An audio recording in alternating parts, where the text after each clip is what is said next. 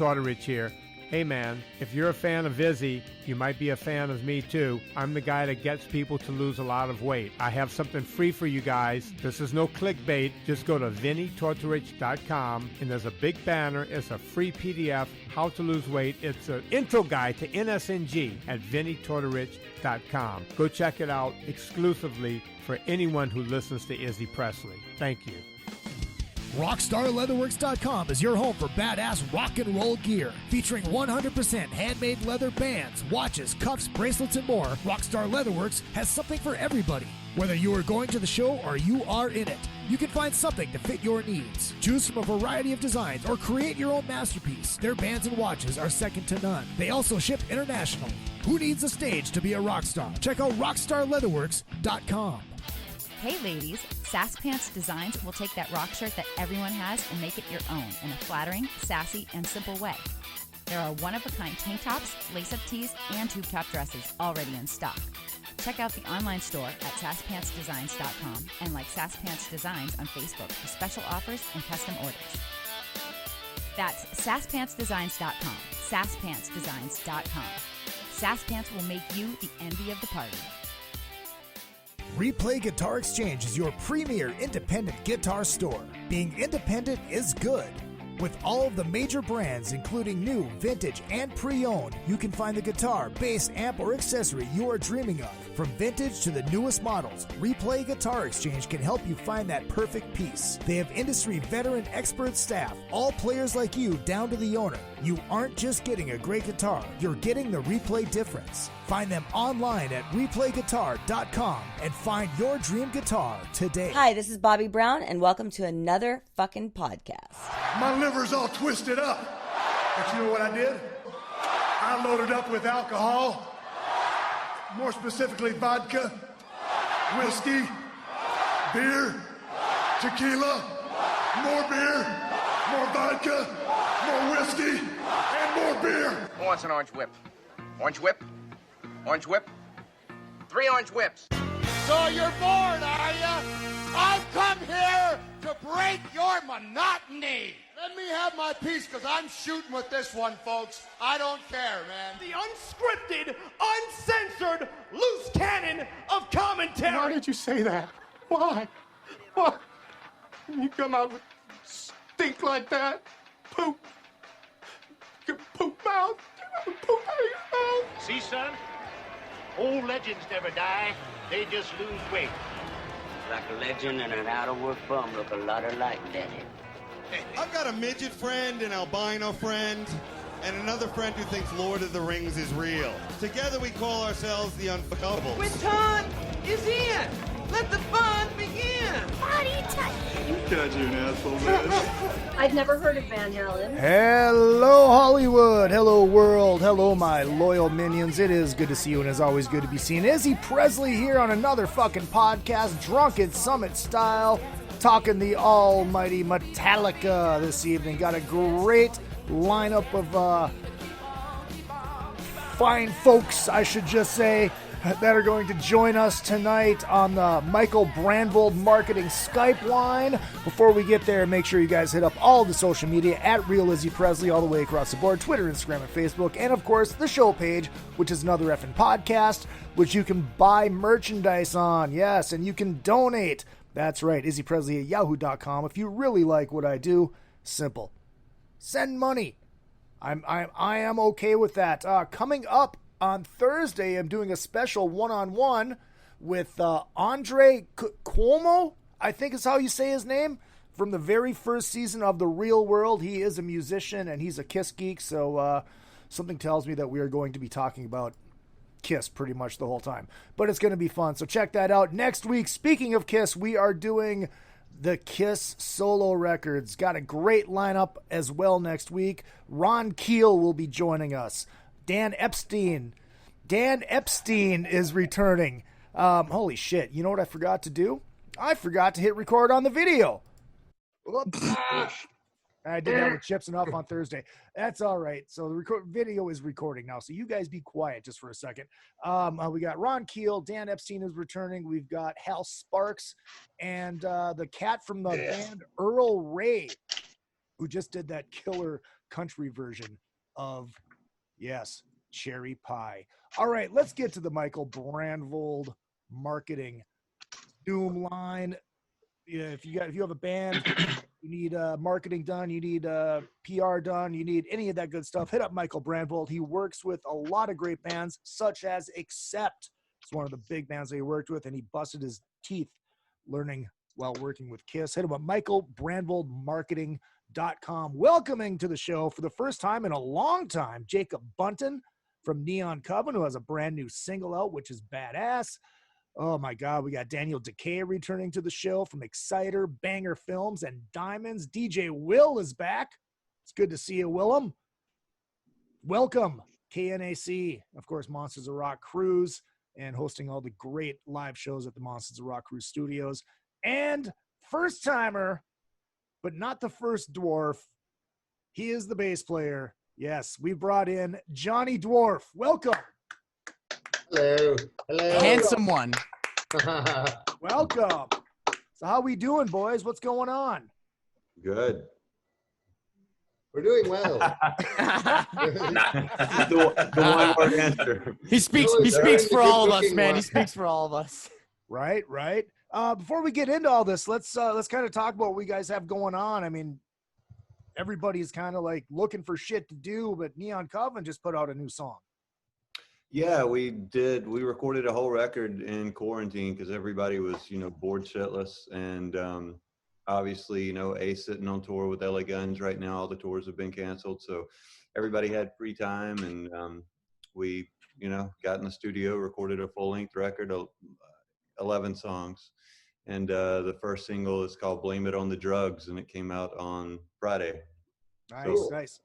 Artwork is fucking sick. Up until it was actually released, I thought it was called Blame It on the Dogs. And I thought Ace wrote it. That's, I can feel the whole Iggy and the Stooges thing. Why not? Why not? Absolutely. DK, you've been busy on your Twitch. Yeah, there's nothing else to fucking do. Got 100 shows rescheduled to next year. I have nothing to do until April 2021 as of right now. And then I won't see my own bed for the rest of the year. But yeah, I'm on Twitch 3 nights a week. Play guitar for between 6 to 8 hours, smoke a shitload of weed, talk a shitload about good records, get really drunk. Sometimes I don't even remember logging off. It's fun. Come by twitch.tv/Daniel_DK. Kind of like good life, man. Kind of like Jerry Dwarf on that first Kiss Drunken Summit. Oh, dude, that was fucking nuts, man. He showed up half in the bag. That was wild. Oh, it was awesome. That was a great time. It was great. Will, you've been busy with the Monsters of Rock?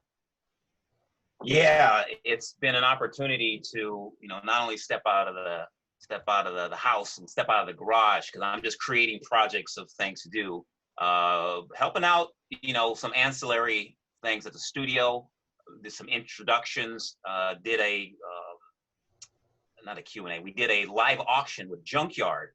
I was really excited about that. Nice. We auctioned off one of their banners, signed Junkyard deck. And basically, it's the Monster Rock Cruise Studios whole project. In fact, Jacob, I'll see you in a couple of weeks because Neon Coven will be doing their thing in a couple of weeks. You'll see me on Friday. I'm playing bass for Pretty Boy Floyd. Oh, see, I didn't know that. Oh, wow. There's your scoop. So this live stream goes out around the world.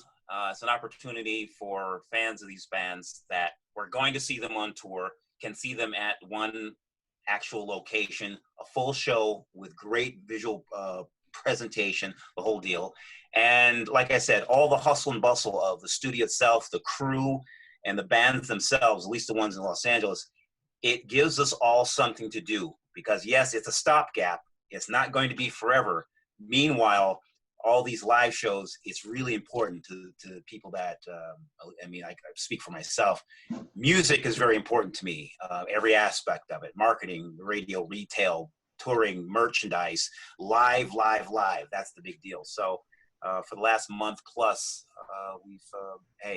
we've added bands that have been on the actual cruises, and we've had artists that are available to just come down and do the thing. So it's really good. Because meanwhile, I still do my show. It's unaffected by everything that's going on because I pretty much put it all together from home. But as far as the other work, I am furloughed till further notice. So staying with the crew stuff. Johnny, any word on M3? They say they're going ahead with it. I don't know. I'll believe it when I see it. Really? I don't know. They say they are. I don't know. We'll have to see. But then, we have to quarantine when we get there. So how are we going to go there and play the show if we have to quarantine for 14 days? Then when I come home, I got to quarantine for 14 days. I don't think so. We'll see.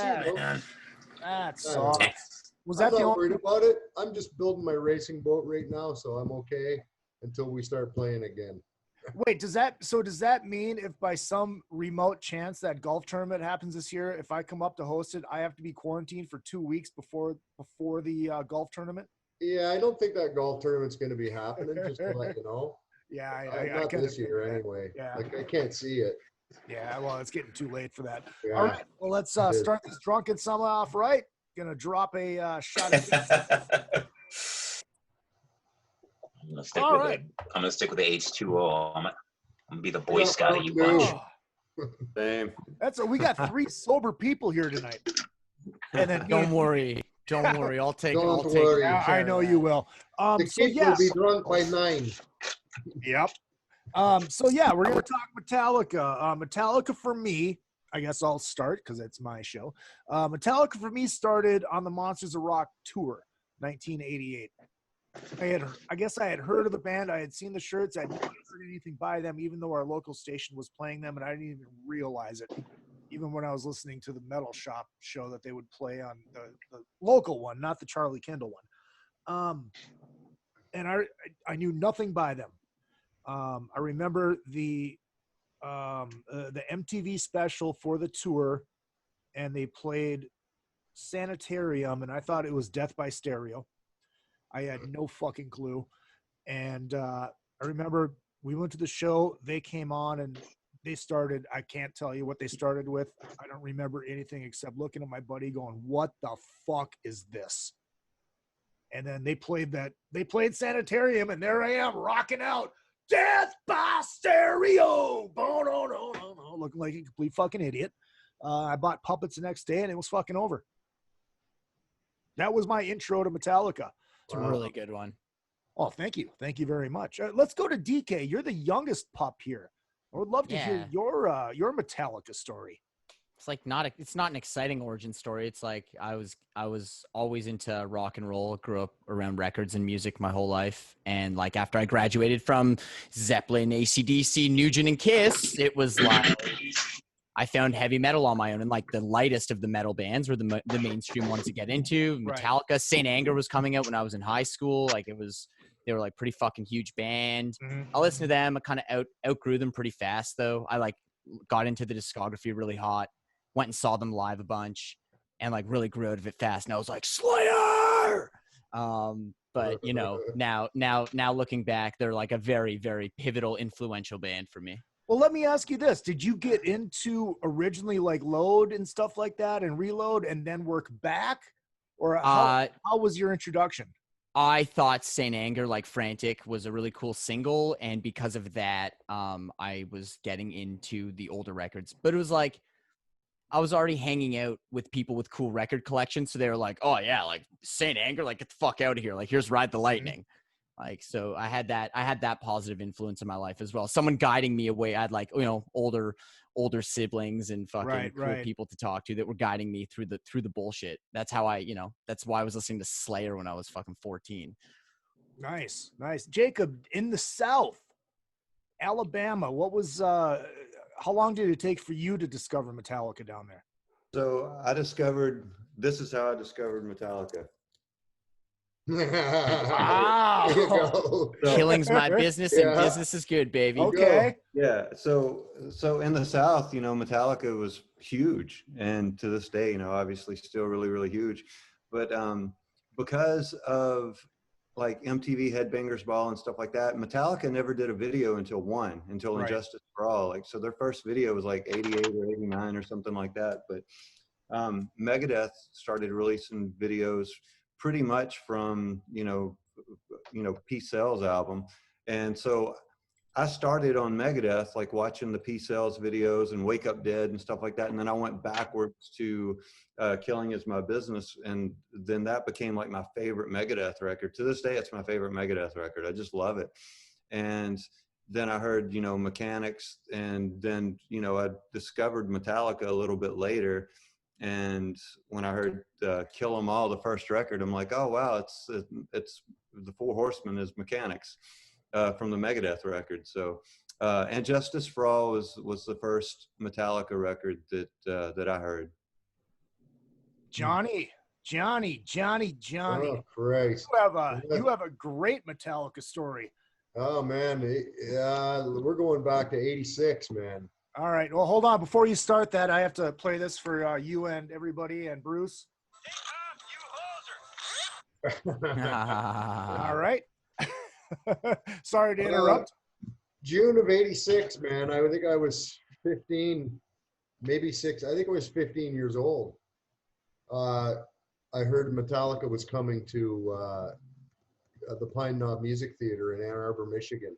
And I'm from Chatham. It's a little town near Windsor, Ontario, close to Detroit, probably about an hour out of Detroit. So we heard about the concert, and there was a bus tour that was going from Chatham to Ann Arbor to the concert, and it was Ultimate Sin Tour, Ozzy's Ultimate Sin Tour, and Metallica was just put out Master of Puppets, and they were opening for Ozzy. So we thought, wow, this should be a really good concert. So it was one of my first concerts. I saw Alice Cooper in 1979. Oh wow! At Rondo Music Pavilion near my hometown. So anyway, we take this bus tour. There's about 25 kids on this bus, you know, from 15 to 20. And we roll into this venue, and it's a big giant outdoor, Pine Knob is a big giant outdoor venue. And so we get to our seats or whatever, and it was like, it goes down into a bowl, sort of like the M3 thing is, right? Sort of goes down into it's like a sunken stage. Goes up, all the seats sort of go up, and then it's just general admission in the back. So there had to be 15,000 there anyway. I just remember Cliff Burton walking out on stage, hair past his belt, just coming out in a pair of bell bottoms. He just put his arm up like this, and the place went completely fucking ballistic. And then the intro for Battery started. And when they punched into that first note, like it was unbelievable. It completely changed my life. And I thought to myself, okay, this is what I'm going to do right here. This is exactly what I'm going to do. And it just, it was so heavy, and they had a certain magic about them at that time, because they just put out Master of Puppets. Mm-hmm. And they just had a special magic. And I wasn't really a big fan after that record.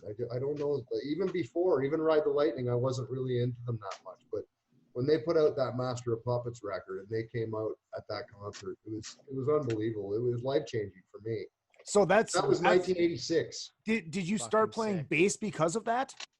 I started playing bass shortly after that. Okay. I had been a singer in a couple of cover bands, just fucking around or whatever, but nothing serious. Mm-hmm. But that was the life-changing moment right there. Like I saw Cliff come out, and it was skinny as a rail, you know, probably a little over 6 feet tall, really long hair, bell bottoms. He just came out, and he had that Misfit shirt on with the cut off, and he just came out, and it was just like, dude, this guy's the coolest. This guy's like Jesus to me right now. It's unbelievable. Like it freaked me right out. I was just like, oh man. And then the intro for Battery started. And at that time, like there was nothing that was that aggressive and heavy. Like Battery was like, that's like getting hit in the face with a goddamn car battery. Right. Song, right? Like so heavy. You actually started playing bass because of Cliff Burton, not because you couldn't figure out how to run the lights. Well, yeah, that's right. Yes, exactly. And then, shortly thereafter, I remember moving out west and locking myself in a room for a whole year. And I learned the Power Slave record, the Iron Maiden Power Slave record on bass. That's how I learned how to play bass, really. Lost for words. Cliff started it. Cliff started it for sure. Nice. Like, so I got to give it to Metallica. And, Another guy I'd like to mention, the guy that produced that record, Michael Wagner. He's a great guy, and he captured that magic.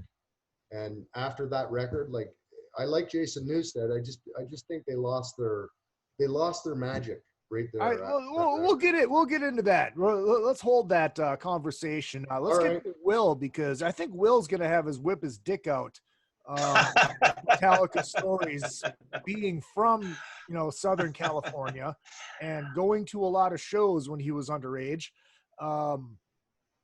Will, please enlighten us, because rumor has it you may or may not have seen them when they played in the clubs down here. Rumor is true. Yeah, my introduction was very, very early, like 82, 83, when they were doing, when they were in the clubs at that period. It was a lot of cover songs. I'd only seen them like a handful of times. I knew their name, but what really took off was their inclusion on the Metal Massacre compilation. And that originally was going to lead into them having their first release on Metal Blade Records, but it didn't end up happening that way. But due to the fact to their LA roots and seeing them in the clubs, that was sort of the formation of my interest in the band. But what really put it over the edge was because I was one of the tape traders for many years. And once I got a copy of the demo tape, may have gotten that from Ron Quintana. I don't remember. That part is still a little fuzzy, but it was probably second or third generation. As tape traders do, we copy tape to tape. And yeah, so Carrying the New Life to Leather, that sealed the deal for me. It was just some of the most amazing, heavy underground metal from America that I ever heard at that particular time. I was already privy to Motorhead and like the heavy, the French metal bands and Judas Priest and Iron Maiden. But again, the really heavy punkish sounding bands that, yeah. So. Well, let me ask you this: seeing them as a cover band, what were they covering? I mean, was it the shit that ended up on the records as covers, or what were you? I mean, what do you remember? Well, the majority of what they were covering ended up being on Garage Days. Their sets, their sets consisted of Diamond Head songs, Holocaust, Saxon, Blitzkrieg, the band Blitzkrieg with Brian Ross. Only reason I'm saying this is because they were one of the other bands. Blue Cheer. Blue Cheer. Now, well, Blue Cheer. Oh, are you guys being funny? Are you guys cracking jokes? What? Didn't they not do covers of Blue Cheer on one of the records? No, Blitzkrieg. The song Blitzkrieg. I was going to say the singer of that band, Brian Ross, he also sang in the band Satan, and they were one of the big new wave of British heavy metal bands at that period. So that was a lot of the bands that Lars really brought to the band that James also appreciated. So in general, the majority of their sets, the majority of their live sets were cover songs. And then they had Hit the Lights as one or two originals. But again, without looking at an old set list or anything, because anyone could Google this and find the actual correct chronology of their first show they play this, their second show they play this. I'm doing this off the top of my head as I recall it. But bottom line, majority of their live sets were covers, and then one or two originals, and then for sure Hit the Lights, which is the song that ended up on Metal Massacre. So it was a big deal. At the time, another metal band or just another rock band that are trying to make strides here in Los Angeles with a humongous glut of bands that were trying to make it happen at that period of time. But they really stuck up. They really stood out. And I suppose that at that time, from what I remember reading and seeing and hearing, is that it wasn't totally loved of what they were doing. No. I mean, Slayer had the same situation, and Dark Angel and all these other bands that came from Los Angeles that were these thrash titans. But the main thing is, it was not widely accepted at that period. Oh God, no. 80, 82, 83. We were just in the early stages of, the Sunset Strip rock and roll glam era. And then the punk bands that were playing in and around Los Angeles and Orange County, they were having problems in clubs. So it was a trying time for club owners and for the bands themselves to find gigs, whether they rented out warehouses, played in backyards, pool parties, whatever the case may be. Not widely accepted. No, they were not like lined up around the block. Initially, it took time to get there because you're competing with. We had a strong punk scene. We had the rock and roll Sunset Strip bands of that aspect, and then you had sandwiched in, Metallica and then Slayer. But Metallica weren't in Los Angeles that long. Right. And then, of course, everyone knows the whole history of them going to San Francisco. But in the early stages, they were playing along with all the other type bands, What do you remember? I'm sorry, I'm leaving you guys out of this, but just because he was there, I got to ask this question. What do you remember about seeing them with Mustaine?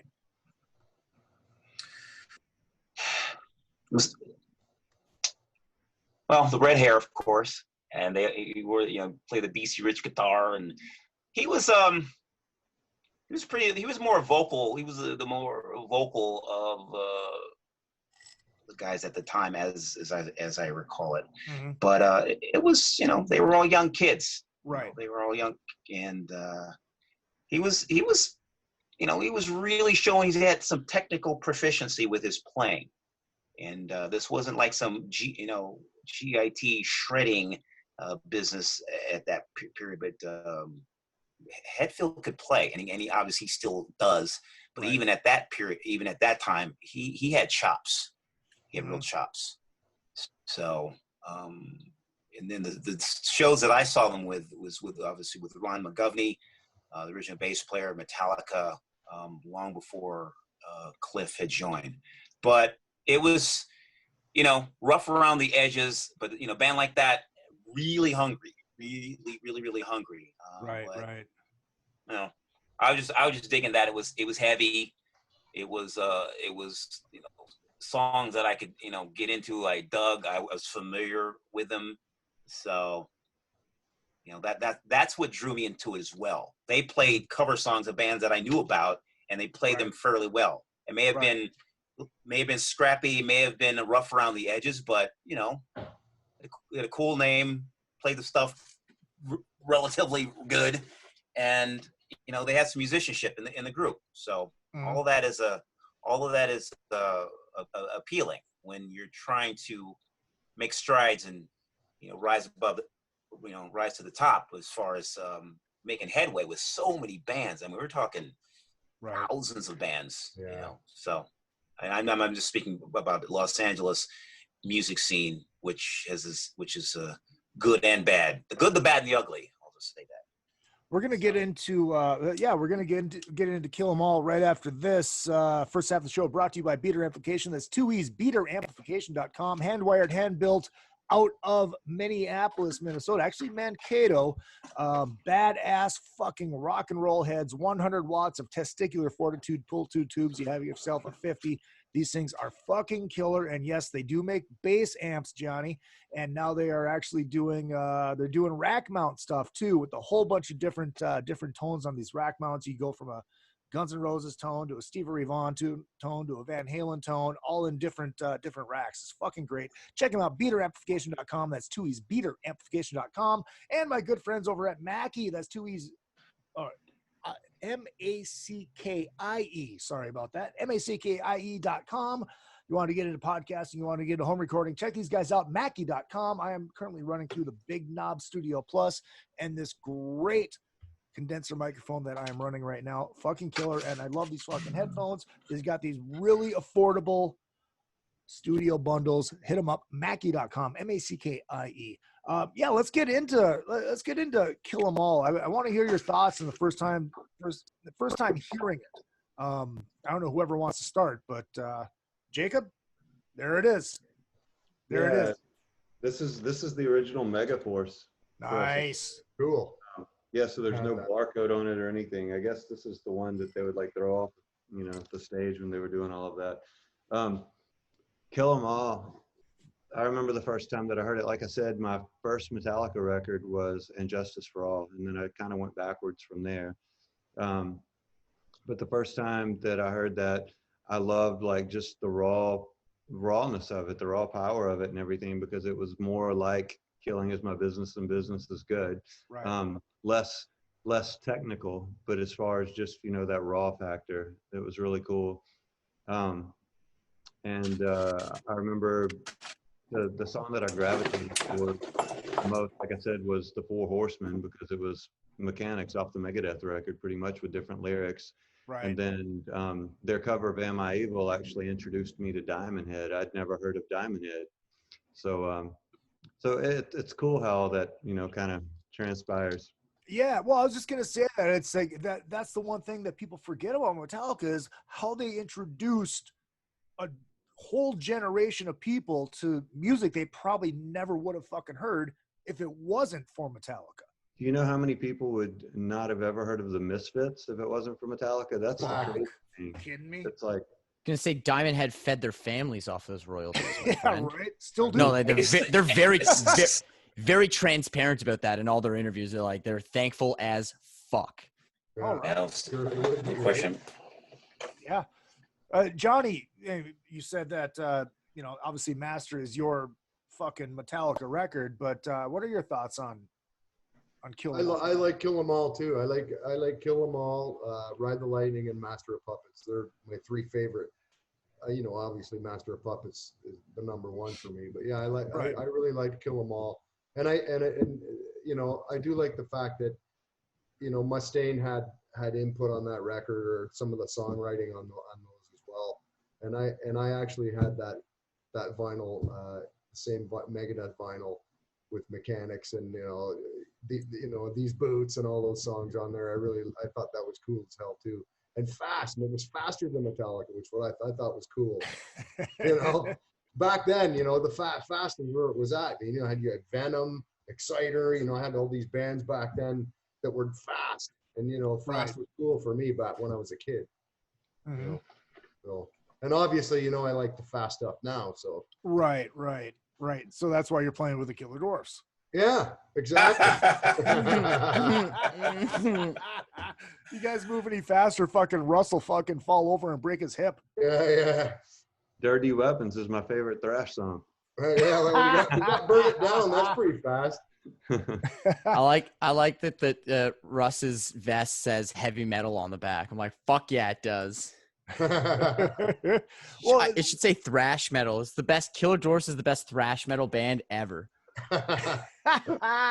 Well, DK, what about you? Because obviously you came in the 90s. I mean, you were first experiencing that stuff. When you heard the original stuff, what was your initial thoughts, especially Kill 'Em All? I think like everyone who hears Metallica and is going to end up becoming a metalhead feels the exact same way. Like whether I heard it in 1998 or heard it in 1983, hearing up like Metal Up Your Ass and No Life Till Leather, I think it affected everyone in the same way. Like it was a game changer for me. Mm-hmm. I know every single song from that record inside out. I think it's hilarious. It's like the last time that Lars Ulrich ever plays a ride like that ever. The first album's the only album that he plays drums like that. It's very odd. I don't know. There's not a bad song on it. It's fucking sick. I got a bunch of copies of it. I love it. It's not my favorite. I used to think it was, but it is easily not my favorite anymore. But yeah, it's a fucking perfect record. Like an incredible debut record in the top 10 debut records of all time. Well, I guess what I was getting at is compared to what you had known from Metallica. But like I figured out that Saint Anger was really shitty, really fast. You don't have to like. I was never like when I went and saw the Stanger tour. Like that was my first experience Metallica show, and I saw Stanger with like Queens of the Stone Age opening or some dumb shit, and it was just like, yo, this sucks. Like, why is James Hetfield like wearing like a dress shirt? Like, why is his hair short? What's going on? Like I was already like Cliff 'Em All was my life at that point. I was like smoking weed, skipping school, doing all sorts of shit I shouldn't have been doing. And like just pretending it was 1985. That was me and my friends did. We found like the one cool set of parents that grew weed in the backyard, and we just like 12 kids just hung out in the basement all day, and like it was like enablers. Yeah, total enablers and total time warp. And I got addicted to the first 3 Metallica records. Just like I fucking hated and to this day, like I think that Frantic was a good single. Like it's kind of interesting as a songwriting perspective, but like, yeah, Stanger's a crap record. Fucking new record sucks. Death Magnetic wasn't that great. Load and Reload are trash. We'll get there. We'll get there. Yeah. We'll get there. Settle down, young buck. We'll get there. Like for me, the thing I love about Kill 'Em All is like a lot of bands, there's that rawness, you know. It feels like it's raw. It's like, yeah, it gets more polished as they go, but it's like that first record is just raw. It's just spit. It's just anger, and it's just fuck you, and it's awesome. Clean guitar tone too. The guitar tone on Ride the Lightning is like fucking 4 times as overdriven. It's unreal. You're right. Raw. It's raw as fuck, obviously. Mm-hmm. Yeah. But the guitar sound is like classic rock though. It's really interesting. Yeah, the guitar sound is like really, really classic rock. It's just like humbuckers with a fucking Boss pedal. Yep. And ironically, that's the tone you get out of that fucking beater head right behind me. Love that. Plug. Beateramplification.com. Will, your thoughts on Kill 'Em All after seeing the club stuff and after seeing them come up?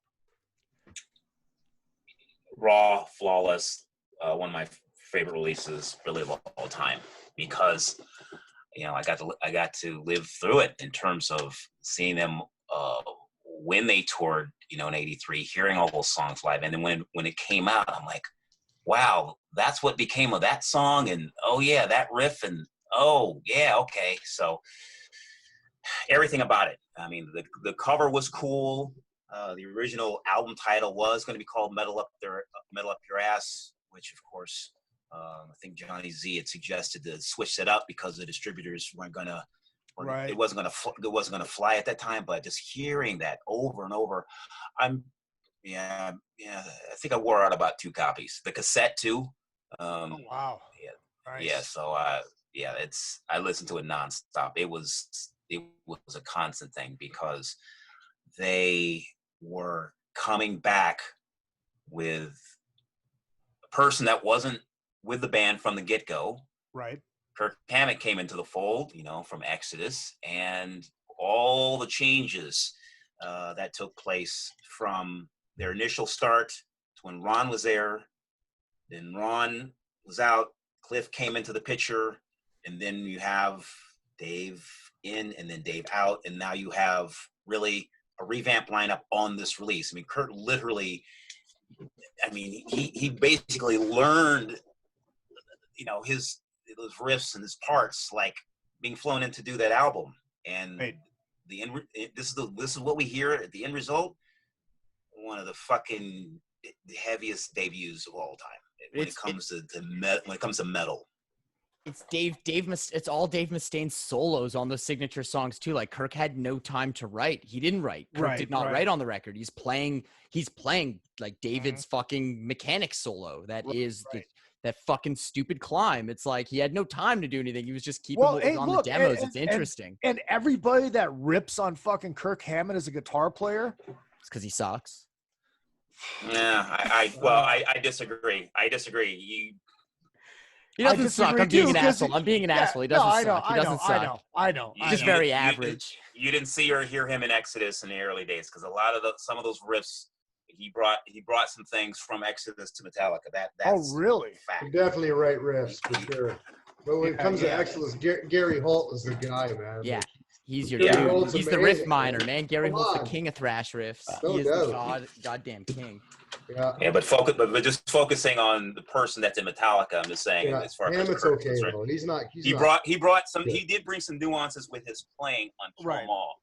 Right. No, he. Well, you can look. Anybody can say what they want, but if if it didn't fit, it wouldn't work. Because over time we have more material to choose from, and they've expanded their sound. They've experimented. They've done things that a lot of the diehard core fans have not gotten behind. So we've had more material to have a wealth of things to say, well, over a period of time, now we have a body of work, and it's like, then you can really dive in. But the early days, no. He held his own. He held his own. Going to the chat room, Scotty checking in from fucking Canada. Take off. He said, I was here in time for the take off, you hoser. All right, good. I'm glad you made it in time for that song. Bruce says, very important. Exactly. I'll play it again for you. You guys don't have to hear it, but I can still hear it. Could you? Yeah, I could hear it through your great headphones. What are those are those Mackie headphones? They are Mackie headphones. Nice work. M-A-C-K-I-E. Plug. Bruce says, best Cruiser Jam song bar none, in my opinion, was Bread Fan when they did the Metallica cover. That was fucking killer. That was badass. Budgie cover. Yes, absolutely. Cover. Tall Bear also see Greg checking in, says Metal Rules. Tall Bear also says, what does it say? Been a fan since '89. Deluxe box sets are really cool. He loves Diamond Head, and yup, they've been and this is obviously to you, DK. Yup, and they've been breaking attendance records this past tour, so I think they're okay. And then Laurie just showed up from Australia, and he says, fucking Ward. I think Metallica is the ultimate sign in that musicianship. For me, it was the ultimate band that proved that like musicianship actually wasn't that important. That it was really that it was really about songs and swagger. Honestly, because there are from that exact same scene, from that exact same time, so many incredibly talented thrash bands that were writing sick material. Why Metallica with like the most mediocre drummer and guitar player all their friends could play circles around them. Fucking Brian Slagle talks about it. Johnny Z talks about it. They weren't that good in the beginning. And everyone could dance circles around them. And they literally said, fuck you, and became the biggest band in the world. Like it's insane. It's like musicianship. Like why do we even listen to technical bands anymore? It's over. You hit the nail on the head. It's definitely, about songs number one, but also, relatable. It's like, a lot of like the technical people or whatever, they're, like you meet like your guitar hero and you've seen all these YouTube videos or just videos or photos or whatever, and you meet them and you have a conversation with them and they're like actually the biggest nerd ever that you've ever met, because like they have no people skills because all they did was sit in their room like learning to be the best that they could possibly be. And so much of it has, it's relatable. And when you were saying earlier about, you were joking, but you say Kirk Hammett, sucks and all that stuff. He's perfect for Metallica. And it's like, I've had this conversation so many times with people, because people say like Poison gets beat up all the time. People are like, CeCe DeVille just absolutely sucks. I disagree. I disagree too. I disagree too. I saw him play at the Gasworks and he blew me away. I was like, whoa. His solos are so memorable. They do what the song calls for. And it's like, and that's another example. Poison is another example of what you just named. They are not technical at all. Nobody in that band is technical. They're self-proclaimed mediocre at best or whatever. But the songs, man, the image, the time, the place, the relatable, like kids in their bedroom, like every girl wanted to fuck them. Every dude wanted to be them, like be the rock star and stuff like that. And it's like Metallica in the thrash world had what Poison had in the glam world, and it's like, I know it's weird to amazing comparison. Well, it's funny though, because even, as far as Poison goes, it's hilarious that Poison comes up during a Metallica show, completely different ends of the spectrum, but also back to the all the girls wanted to fuck him. Well, technically all the guys wanted to fuck him too until they found out that they were chicks. Metallica didn't have that problem. No. Metallica line is like, dude, we were so fucking famous. We asked, they're like, you can have anything you want. We're like, we want girls naked in the showers waiting for us to bathe us when we get off stage. And lo and behold, we got off stage that night and there were fucking girls there with sponges waiting to bathe us in the showers. Until they got closer and realized it was Motley Crue. Tall Bear also says, plus most bands had bad management. Can't argue. As playing in a band now full of dudes that played with Metallica in 83 and 84 and were on the same label, I can confirm 150% that all the other bands had terrible management and they're all broke. Before we move on, let's talk.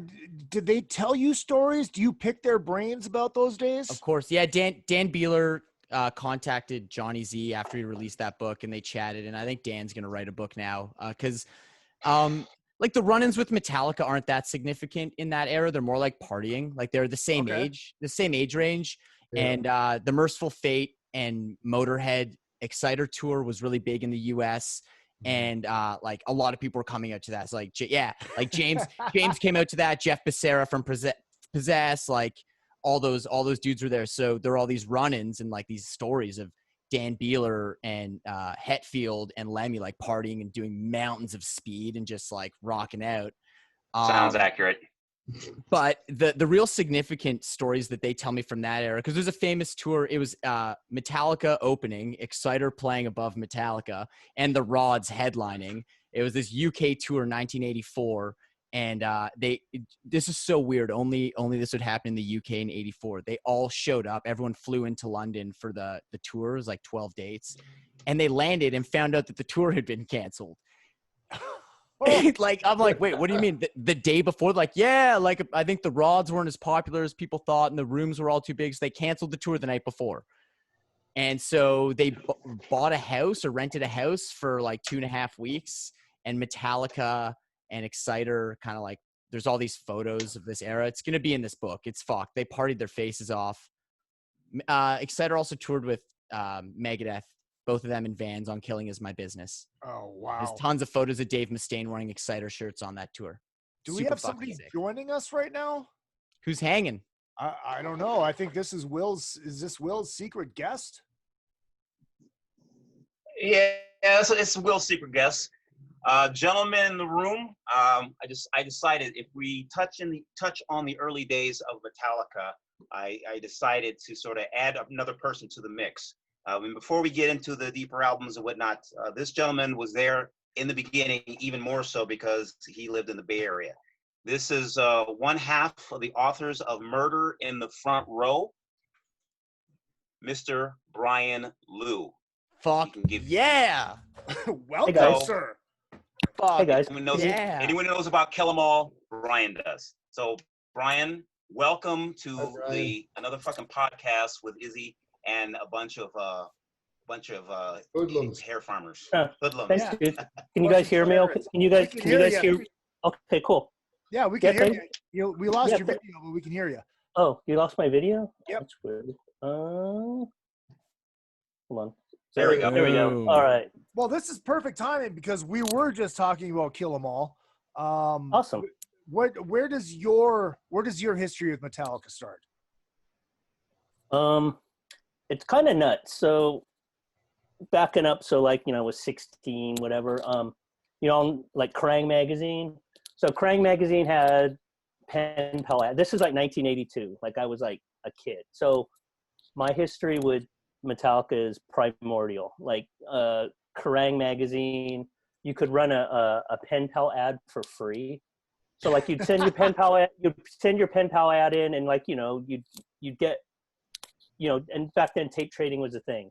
So I ran a pen pal ad in Kerrang, and I literally got hundreds of letters from all over the fucking world. Like like I was a suburban kid in California, and like it just opened up my whole worldview of music. So anyway, through that, like I met people like KJ Doughton, who ended up running the first Metallica fan club. I ended up meeting Brian Slagle, Ron Quintana, like some of the earliest fans, and like I just became friends with them. We were all kids, and we were trading tapes. And so one of the tapes that I got from KJ Doughton was the No Life Till Leather demo. And that was like, summer, like this time of year, 1982. So that's how I first got my introduction to Metallica, was like literally from their demo. And, for me, it was, it's hard to explain to people sometimes, you guys experienced it. I know Will did for sure, but it was like the thing where, I'm a 17-year-old kid, whatever, and I'm getting a tape from a band who are my age. Right. And I was like, I was way into the new album stuff. I was obsessed with Def Leppard early on, just because I was fascinated that they were my age. Like, right. You listen on through the night, you listen to their first EP and shit. And these guys are 17, 16. Like, no way. Yeah. Because growing up here, the only bands I knew were ones you heard on the radio.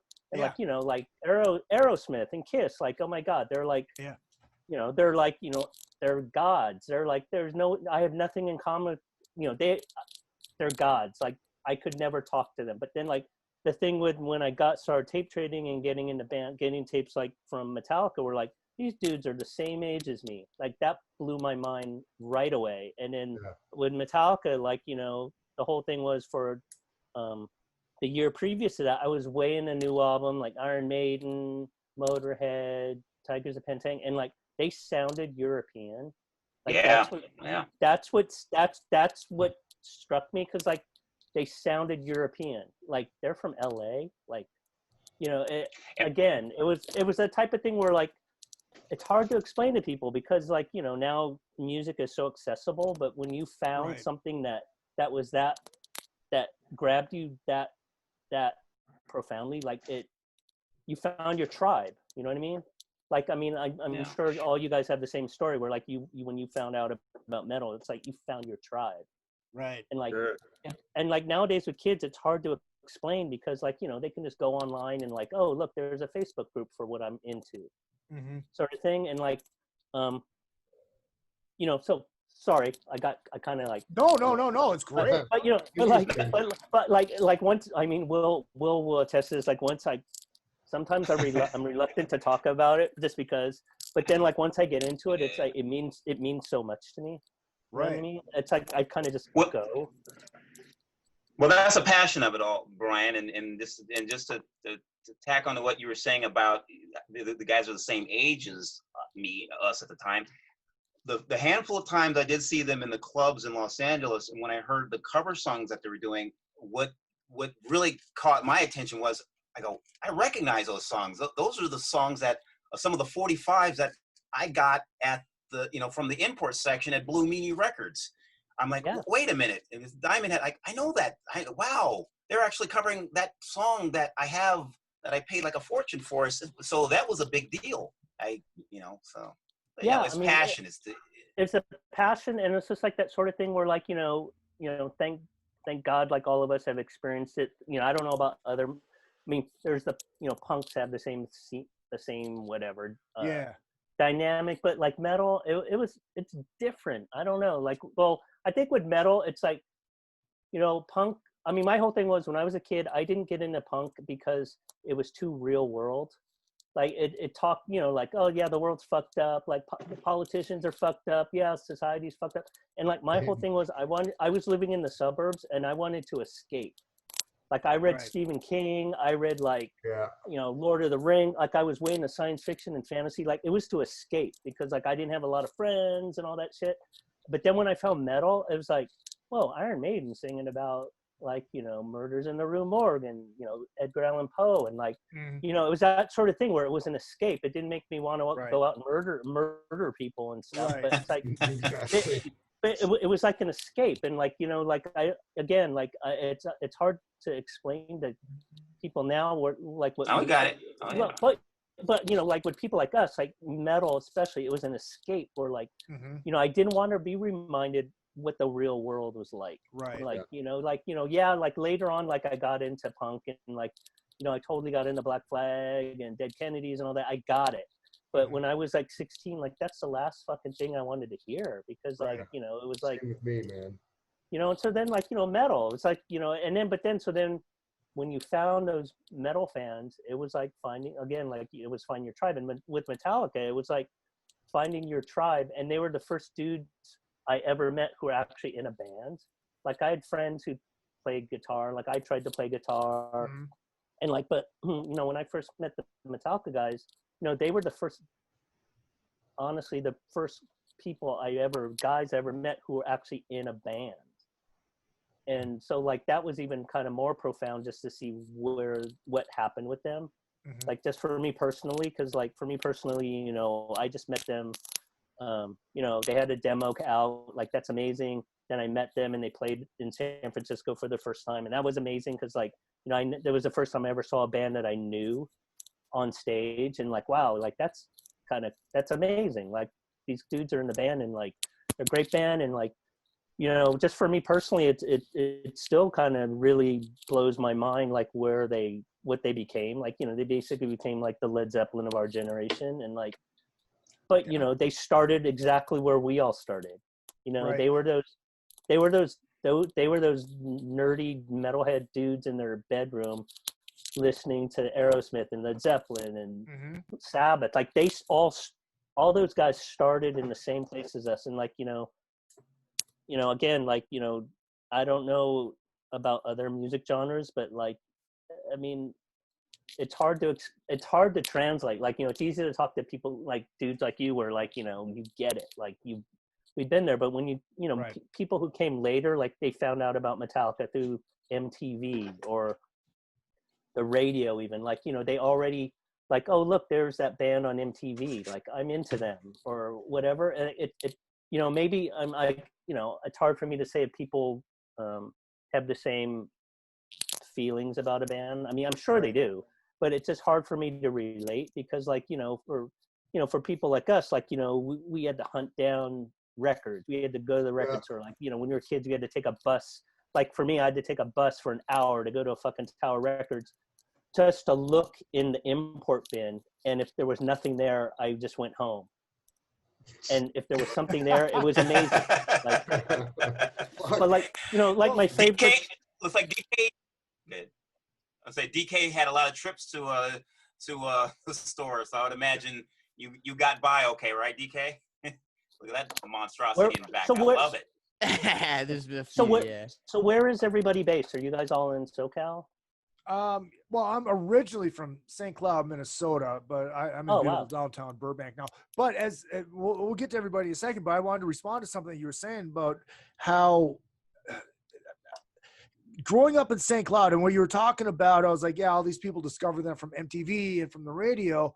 Well, in my town, yes, there was a rock station that was playing Metallica, even though I didn't register it at the time until I saw the Monsters of Rock tour. And then that's when I got exposed.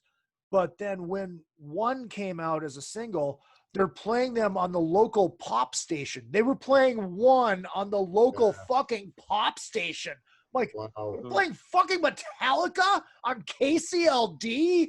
Fucking then following it up with Duran Duran? Are you fucking kidding me? It was weird. But see, that's the thing. It's like that where like, you know, it's hard to explain to people how profound that was to hear Metallica in that context. Right. Like even now, like every once in a while, like if I get in the car and I turn on their radio station and Sandman comes on or something, or not even Sandman, like they play Seek and Destroy on the radio. It's like yeah. Like unheard of. Every once in a while, I go back in time and like think about that, like that exact reaction you had, where like, you know, but that radio. You know. But that's the impact they had. Like, I don't think, you know, people can talk shit about them all day long and like whatever, because, you know, I get it, because when I was a kid, you know, you talk shit about, you know, I hated Led Zeppelin. In high school, I hated Led Zeppelin just because all the jocks were in the Led Zeppelin, and like, you know, the jocks made fun of my Venom shirt and all that stuff. But so then I get it, where like people who are younger than us grew up with Metallica being that band that's everywhere. Right. I totally understand that, but like, you know, it's always cool to hear like your story. Like I still get really into like hearing like your story, what you just said, like hearing Metallica, hearing one on a radio station, on a when pop radio station. A pop radio station. Well, here's the funny thing too, is because my first big boy concert was Monsters Rock. Van Halen, Scorpions, Dr. Metallica, Kingdom Come. That was before Justice came out, and that's why I wasn't exposed yet. And that was summer of '88. That fall, first day of school, I'm going to a Catholic high school, a Catholic small private high school in St. Cloud, Minnesota. Everybody's rich. Everybody dresses to the nines. I was not rich. I was wearing a fucking Metallica. My best friend's brother gave me I think it was his Damage Inc. shirt. Or the one with the skull, had the skull with a fucking thorn coming out of it. Yeah. Puss head. Yes. Yes. And everybody's like, remember, St. Cloud, Minnesota, central Minnesota, small town, Catholic school. Dude, fucking Metallica, dude, what's that? They suck. 2 years later, what's everybody wearing? Fucking Metallica shirts. Of course. Well, and to me, like, with my whole thing where, like, I was metal meant everything to me when I was younger, and then, like, as it got popular, that's where I started drifting away, and I started drifting, and then I came back to it eventually. Right. But when, like, with Metallica specifically, like, I have a vivid memory of going to a show or going to one of their shows, and the son of my high school basketball coach was at the show. And then, like, in high school, he was like the quintessential fucking jock. And, like, he represented everything I hated about high school in high school. Like, and then, like, I have a vivid fucking memory of seeing him at a Metallica show. And that's when I kind of realized, like it was profound to me, because, like, Metallica, like, are that kind of person is into Metallica now. Yeah. Like, and it wasn't a negative or a positive. It was more like, it was what you just explained, where, like, that person is into my band, and like, that's where it was that sort of thing where, like, I realized, like, not that I started disliking Metallica. It was just sort of like, it kind of, at that moment in my life, I realized, like, wow, like, they're not really my band anymore. Yeah, if you love something, set it free. Exactly. Let me ask you guys, do you guys have a good story about playing Metallica for somebody for the first time? Because mine was, it was like I said, I bought Puppets like the day after Monsters of Rock, and my buddy Locke Nian, he was a fucking tennis player, and he loved Richard Marx. And I'm like, dude, listen to this. And he was mortified. So wait, so, like, in Minnesota, like, how did you, I mean, not to digress, but, like, I'm just always really interested to hear how people in other parts of the world found things. Because, like, that's kind of like, since Murder in the Front Row came out, like, what's really, like, inspired me is, like, I just thought it was like this, here's our old photos of our scene, whatever. But, like, the book's been out since, like, 2011, 2012. And, like, how many people have contacted us saying, like, we went through the same experience, right, as you did. We're like, did you find it through a record store? I'm really into shared experiences, like, at this point in my life, where, like, especially with the metal shit, it's just like everyone seems to have the common story. Yeah. You know what I mean? Well, I mean, like, for me personally, and I want to get to everybody else here too. Well, first of all, Tall Bear checking in the chat room says, got the book for $31 and DVD for $13.99. Awesome. Thank you. Like, okay, for me, after that Monsters of Rock, when I started, Metallica exposed me to metal. And I had seen videos and not thought of it at Voted all. for the Whiplash thing.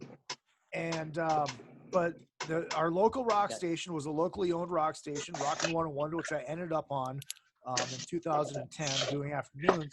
They had like every Friday night there was Charlie Kendall's metal shop. Well, we had our own metal shop.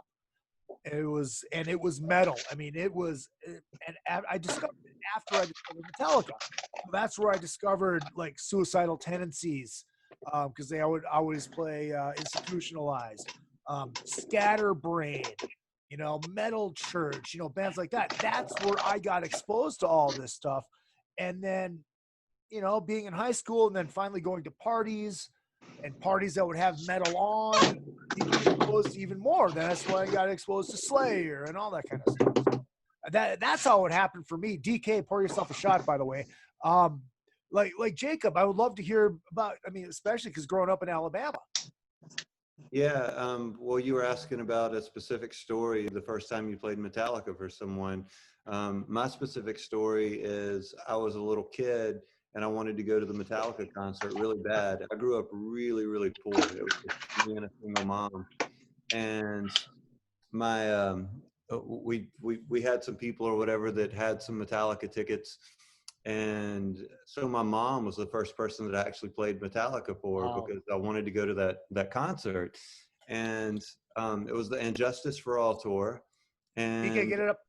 Oh, sorry. And I played, I think I played one because it was more of the ballad and everything for my mom to check out and everything. She's like, this is okay. And then I think she ended up liking Harvester of Sorrow more than one.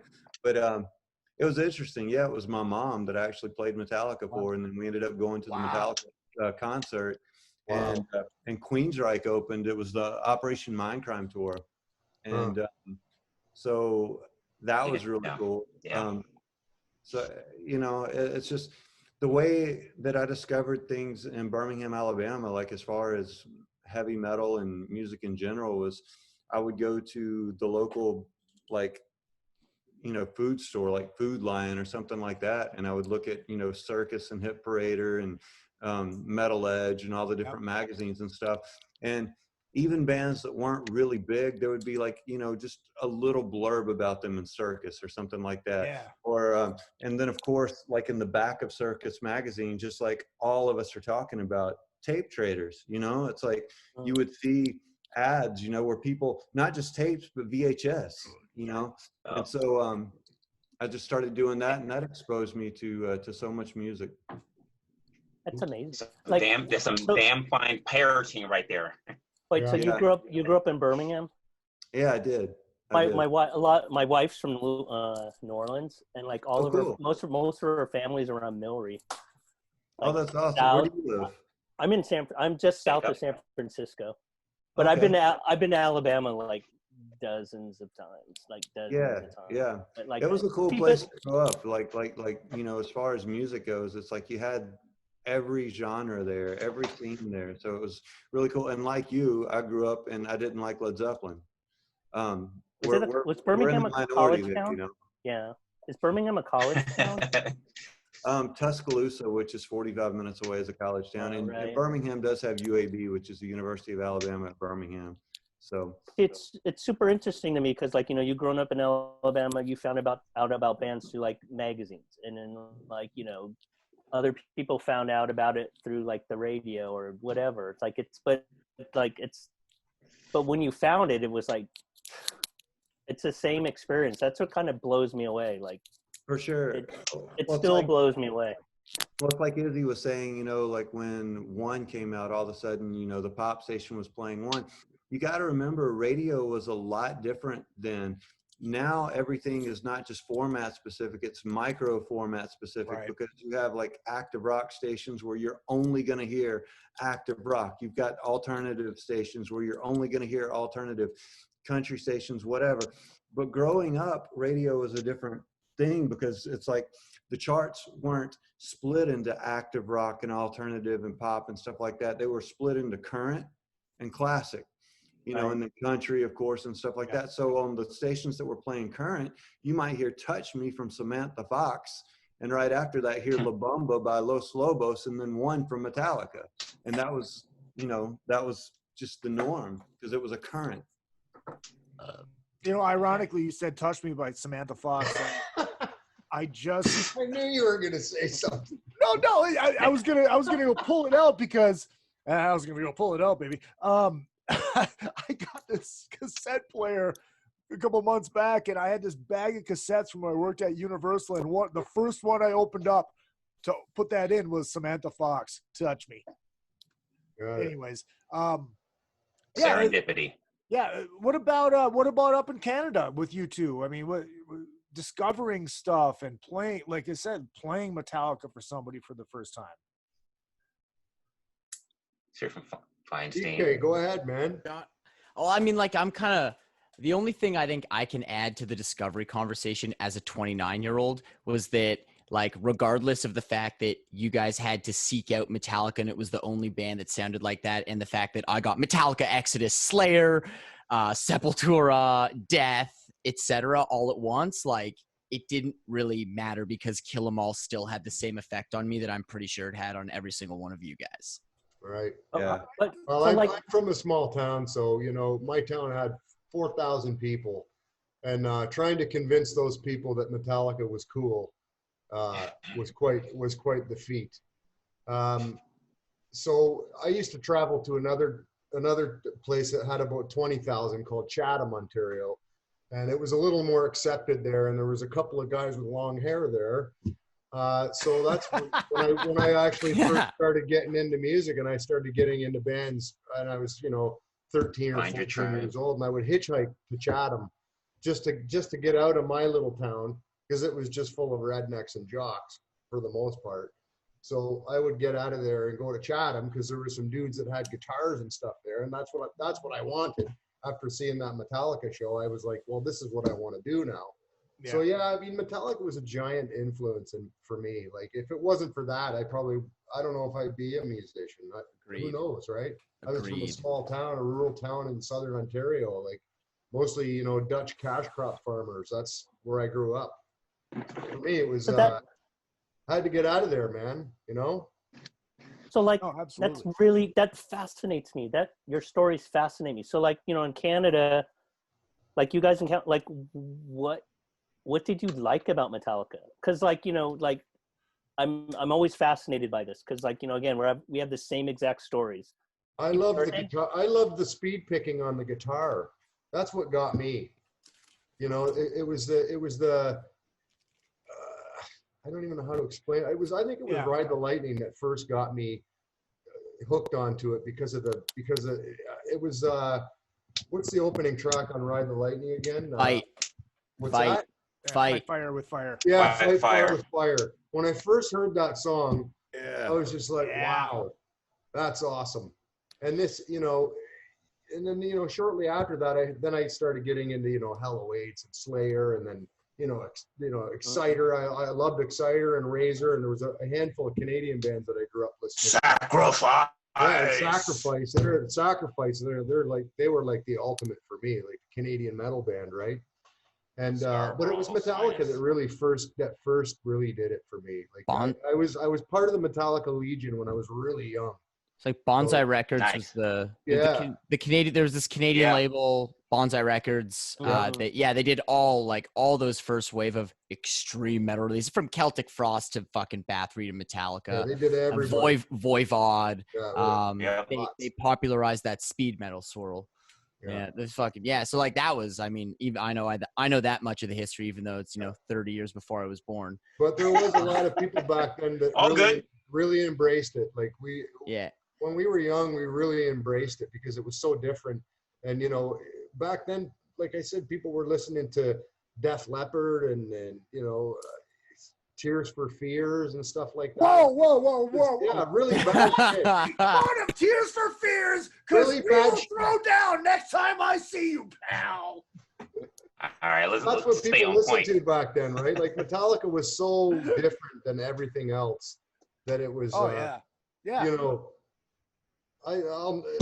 thank them forever for that, and like that. I love defines me personally. I love, because like sometimes I lose perspective on this subject, and like I just fascinated by these stories. I'm fascinated like how people got to the same place I did, sort of thing. Yeah. Because like for me, my gateway band. Well, like my gateway band was like Black Sabbath. Like Black Sabbath was my favorite band until I heard Motorhead and Iron Maiden. Like those are my gateway bands. But then like with Metallica, it's interesting because they were a gateway band because they wore Misfits shirts and stuff, and like but that's like kind of the cliche story. Not cliche. I don't mean to demean it, but like that seems to be the standard story. Like, oh, I got into Misfits because Metallica were wearing their T-shirt, and then like, but like I love hearing people's stories. Or like you guys just said, like they didn't sound anything like anything you had heard before, like. Because because like everyone's access to music was different when we were kids, and like I'm legitimately fascinated by all this because especially in the world now, it's like it's so easy to even though we're on lockdown whatever now, but it's so easy to have access to things now with a press of Spotify and this people's that, and attention spans about 5 seconds long. Exactly. So I'm fascinated by like you guys in Canada finding out about it, and then like someone in Alabama finding out about it, and like I know Will finding I'm just fascinated by this shit. Like here's a good one from the chat room. Scotty Strickland checking in from Canada. For me, I didn't hear Metallica until I saw the video for one on Good Rocking Tonight up here in Canada. Back in high school. Oh, wait a minute. We got to play this for him again. Question. Good Rockin' Tonight. How much does that differ from not much music? Yeah, Much Music. Was that the video channel? It was pre-Much Music. It was before Much Music, Will. Really? Okay. Yeah, it was before Much Music. And they played Dwarf videos back then. Wow. And there was another station out west. Terry David Mulligan had another station out of Vancouver. I'm talking 82, 83. They played Killer Dwarf videos before MTV or Much Music were even on the air. Oh, wow. Okay. Yeah, man. All right. Good Rockin' Tonight, and I can't remember the West Coast one, but it was pretty cool back then. Then he goes on to say, back in high school in Ottawa, it was the metalheads who at my school were dicks. And that made me not want to listen to them. After one, I started to pay attention, even bought the cassette single for one, as well did I. He also goes on to say Samantha Fox was my second concert ever. My town in North Carolina only has 620. Had to travel about an hour to Charlotte to see bands like Metallica, COC, Exodus, Slayer, and others. And Scotty says it was Canada's version of the Friday night videos.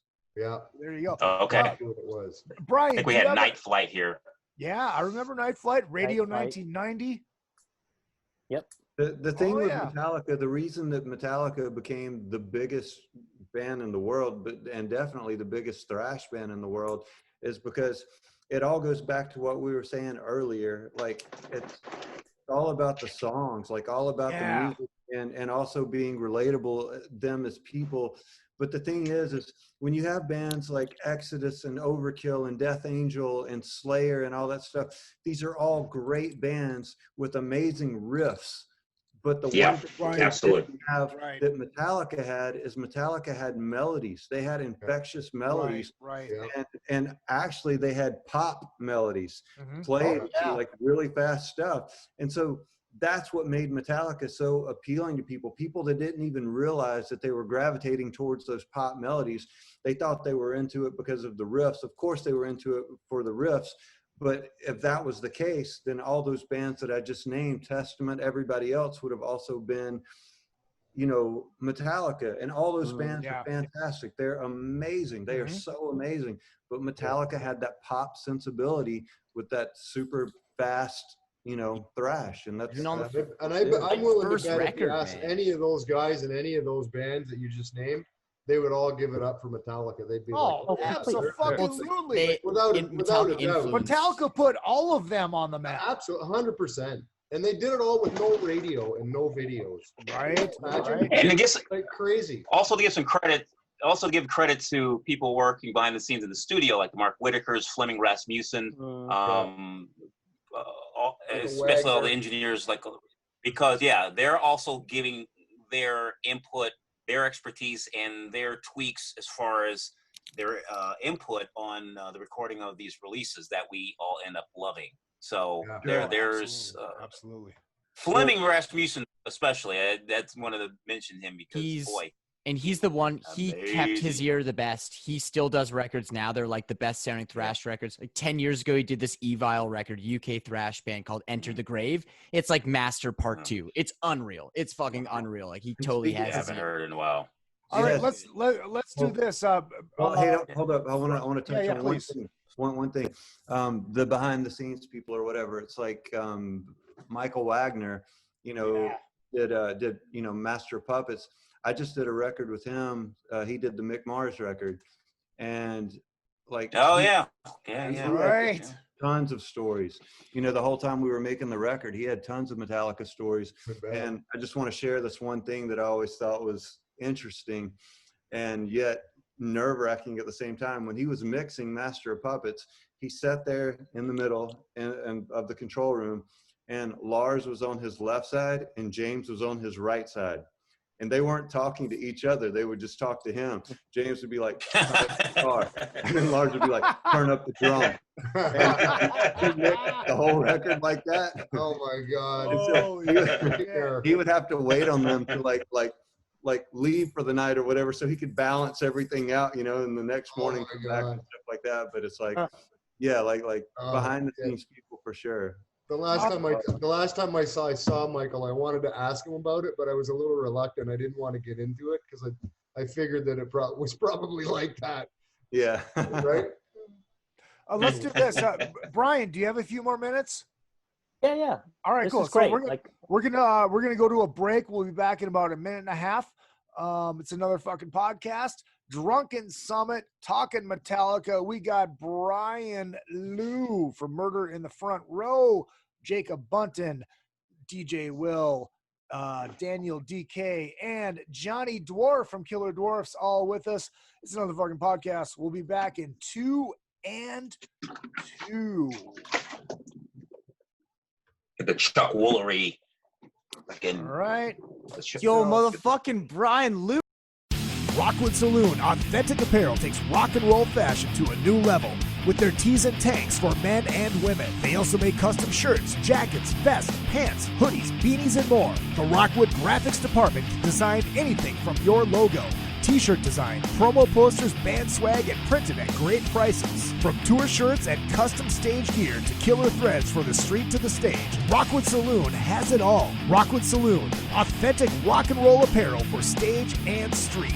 World Tour tested for quality, comfort, style, and durability. Check them out at www.rockwoodsaloon.com. That's rockwoodsaloon.com. If you need to promote your band or business, or just want to stylize, personalize, or customize your ride, check out vid-decals.com. Want to create and customize your own stickers representing your band, or make your own bumper sticker? Vid Decals can do it. All stickers are printed on quality vinyl and can be placed on any flat surface. Stickers are an affordable way to promote your band or business. Go to vid-decals.com to get started. That's vid-decals.com. vid-decals.com. Retro Arcade brings Minnesota and surrounding areas arcade games from the days gone by.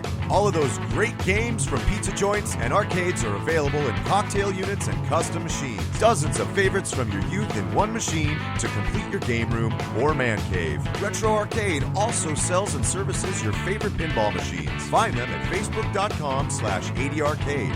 That's facebook.com/80arcade. Retro Arcade. Your youth is just one click away. This is the first time I've been in a studio where a bottle of Astroglide is right on the console. Oh, a guy's got to take care of himself. A guy does have to take care of himself. We're missing Jacob and one Canadian. That's all right. That's all right. Oh, sure. I suppose I should turn the mics back on. All right. We are back. It is another fucking podcast. And my name is Izzy Presley. Second half of the show brought to you by A&P Laser. Check these people out. They are fucking amazing. Get yourself something nice and laser engraved. And I know the Izzy Presley, another fucking podcast, roadie packs are coming back. And they're going to have the logo of the brand new jersey shirt, the retro jersey. That will be available as well. These guys are so good. They can even laser engrave a hot dog bun. I've seen it done. ANPlaser.com. And also, our good friend John Palumbo. We love us some John Palumbo over here at Another Effing Podcast. You have a band, you have a website, you need, or you have a band, you have a business, you have a website you need done, you have a logo you need done. Hit up our good friend John Palumbo, johnpalumbodesign.com. And apparently we had a hot mic until I noticed it halfway through the break. I apologize for that, but that's okay because nothing bad was said. Gonna go back to the chat room really quick before we get back into the conversation. We're gonna get in this Black Album in a little bit. Sledge. He says, I thought the Black Album was their first record. My friend on the school bus made me a copy of Master of Puppets. I don't think he made it to the third song until the next day, or I made it to the third song the next day. I kept playing the first two songs over and over and over again. And Tallbear also says, yes, the Mick Mars record finally. And hopefully we'll get a date on that soon, Jacob. What else do we got? Can't do that shit these days. Well, I didn't even know Mars had a record. And then somebody said something about Sledge, we want to hear it. I don't know what that means. But anyways, we are back. Brian Lew from Murder in the Front Row. We got Jacob Bunton from Neon Coven, Adler, and Lynam. And Daniel Dekay from Banger Films, Exciter, and Diamonds. DJ Will from KNAC. The Monsters of Rock Cruise. And the beautiful, the amazing My Graceland, sir. The Rainbow Bar and Grill. And another Canadian hose head from my favorite hosers, the Killer Dwarfs, Mr. Johnny Dwarf. Hello. Best Canadian band of all time. I'm saying it right here, right now. Oh my goodness. Hands down, easy. Disagreeing. Dirty Weapons, baby. #1 Canadian record ever. And it's also, you know, the best part is he didn't play on it. No, obviously. Yeah, no he's one not even on it. Yeah, half the band that plays with the band now. Half the band that plays with the band now wasn't on it. Right, exactly. All right, so we are talking Metallica tonight, and I mean, we should move in because we talked about we talked about Kill 'Em All. We should talk about Ride the Lightning and the development that they went through in that short amount of time into Ride the Lightning. That's my favorite Metallica record, hands down. Ride the Lightning to this day is my favorite Metallica record. Ride and Puppets tied. Ride though. Yeah, probably Ride for me as well. Best opening track of all time. Oh, dude. Hands down, best opening track of all time. It's funny because going to a Catholic high school, I actually used that in this video that we had to make for one of the classes. And everybody's like, what the fuck is this? It's hilarious. It's awesome. Metallica did that was the first album with the first ballad that they ever did on it, you know, and it's one of the greatest songs ever. Fade to Black is just absolutely amazing. Well, it's funny because you go back to what you said is like they were writing pop songs. They really were writing pop songs. Melody. It was just, dude, melody. It was hard rock, but it was just with testicular fortitude and something you had never heard before, but still in that beautiful Cheap Trick pop essence. It was a great sonic improvement from Kill 'Em All from the production sense, and that really won me over. Just the risk. Again, the production. I'm all about as far as what the end result is of what the songs that they've crafted, what becomes of them after they've been mixed, mastered, and out for public consumption. And holy shit. Yeah. Great follow-up. I don't think there's any band in history that has a better follow-up record, second record than that. Like, no one improves that much from their first to the second. It's fucking insane how much better the band gets. Sonically, everything. Every tone gets heavier. The songwriting gets more intense. You know, a lot of people say Guns N' Roses went from the best debut ever to the worst follow-up of all time. I think you can say the complete opposite for Kill 'Em All. I think Kill 'Em All, Ride the Lightning. I think it's like the greatest improvement of all time to a second record. It sounds like they sound like a realized band to me. Like they sound realized there as much as they do on Puppets to me. It's like the perfect band. Better than Hotter Than Hell. Better than after Kiss Kiss. Oh, Kiss Kiss. Fuck, dude. Hotter Than Hell is the best one. God damn, you're right. Hotter Than Hell and Ride are tied. How quickly they turn. Hotter Than Hell and Ride can be tied. Fuck, as if you nailed me on that. Kiss fucking hysteria over here. I was so high on Metallica, I forgot about Kiss Army. You never last on the witness stand. You flip faster than... I won't go to the witness stand. I plead fifth. Fifth. I have nothing to say. But I mean, some perspective on Ride the Lightning. Please. Like just for me, like, you know, for one, Creeping Death was a song, like I got a demo of it from one of their drum tech, Dave Mars, sent me a demo of Creeping Death, and like that's the moment when I thought Metallica went to next level. Yeah. Like listening to the lyrics, like I listened to it, and like I had read the Bible when I was a kid, just because my family went through a Christian period, and I realized like, this is a story from the Bible, and like that kind of blew my mind. Like they were writing lyrics like that. But some perspective on Fade to Black, at least in the Bay Area, the first time they played Fade to Black in the Bay Area was on the Ride tour in Palo Alto, and the original fans hated it because Metallica were playing a fucking ballad. And so like at that first show, they played 3 nights here on the Ride tour, and the first one is down in the burbs in Palo Alto, and some of the original fans went to the bathroom and got paper towels, and when they played Fade, when they played Fade, we waved them at the band like as hankies, because it was a ballad, and Cliff was pissed. Yeah. But like, you know, because at that time all we cared about was bands that played fast. We were in the thrash. Like, why is this band playing a ballad? Like, and anything slower was just blasphemy. It's like anything slower, and then anything slower was not blasphemy, but like you're selling, like, because you know that's how black and white you are as a kid. They're playing a ballad, they sold out. Like that's how black and white we were.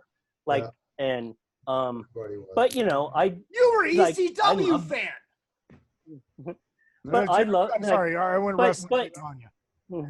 But you know, it's a great song. It really is. Like, you know, as much as we said we hated it, most of us loved it. But it was the sort of thing where, like, you know, it's 1985. All you listen to is thrash. If you like a ballad, like that's for wimps or whatever.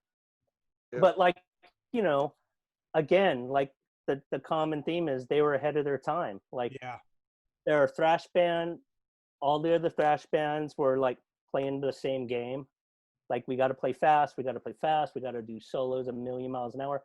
We're going to do a ballad, or not even I would guess they wouldn't even have considered it a ballad. I don't. You know, that's where their heads were. Right. That's where their heads were. Like, in 1985, Cliff was into the Police and REM, like straight up. Like, he was listening to Police, REM, Misfits, 1985. And that's documented in interviews. Like, he was listening to, like, his favorite band at the time was REM. Like, he loved Reckoning, which was their first record, which is like, what metalhead even knew who REM was in 1984, 85? Yeah. But like, he was listening to like nobody.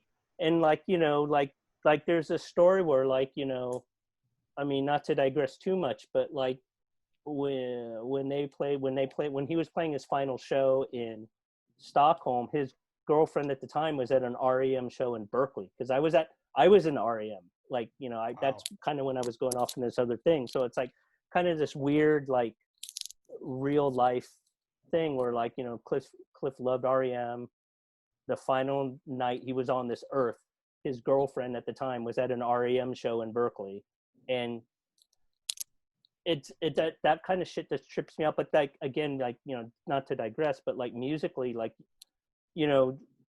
again, like, I'm always interested in hearing, like, other people hearing when they hear these songs for the first, when they tell their stories of, like, how those songs affected them. Like, it's because for me it was like a different experience sort of thing, where, like, when Metallica did a ballad, it was like, oh my god, like, I wouldn't admit it, but I liked Ride the Lightning, or I liked Fade to Black, but like, to the original fans here who had embraced them initially, a lot of them were like, this is a sellout, like, oh my god, like, this is a sellout. That was a perception. Exodus is our favorite band now. Exodus is our favorite band. Slayer's our favorite band now. But like, it's interesting to me because, like, that was my world.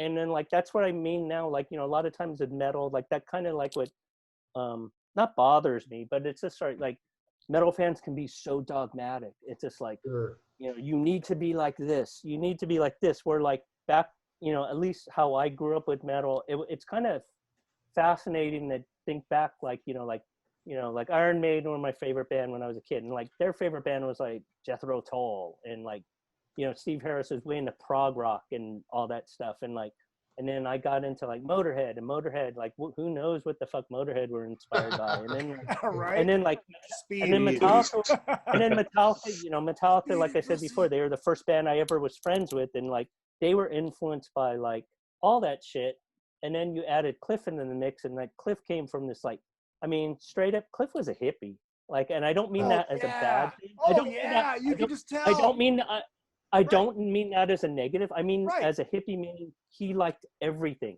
He liked everything. He liked country music. He liked metal. He liked Misfits.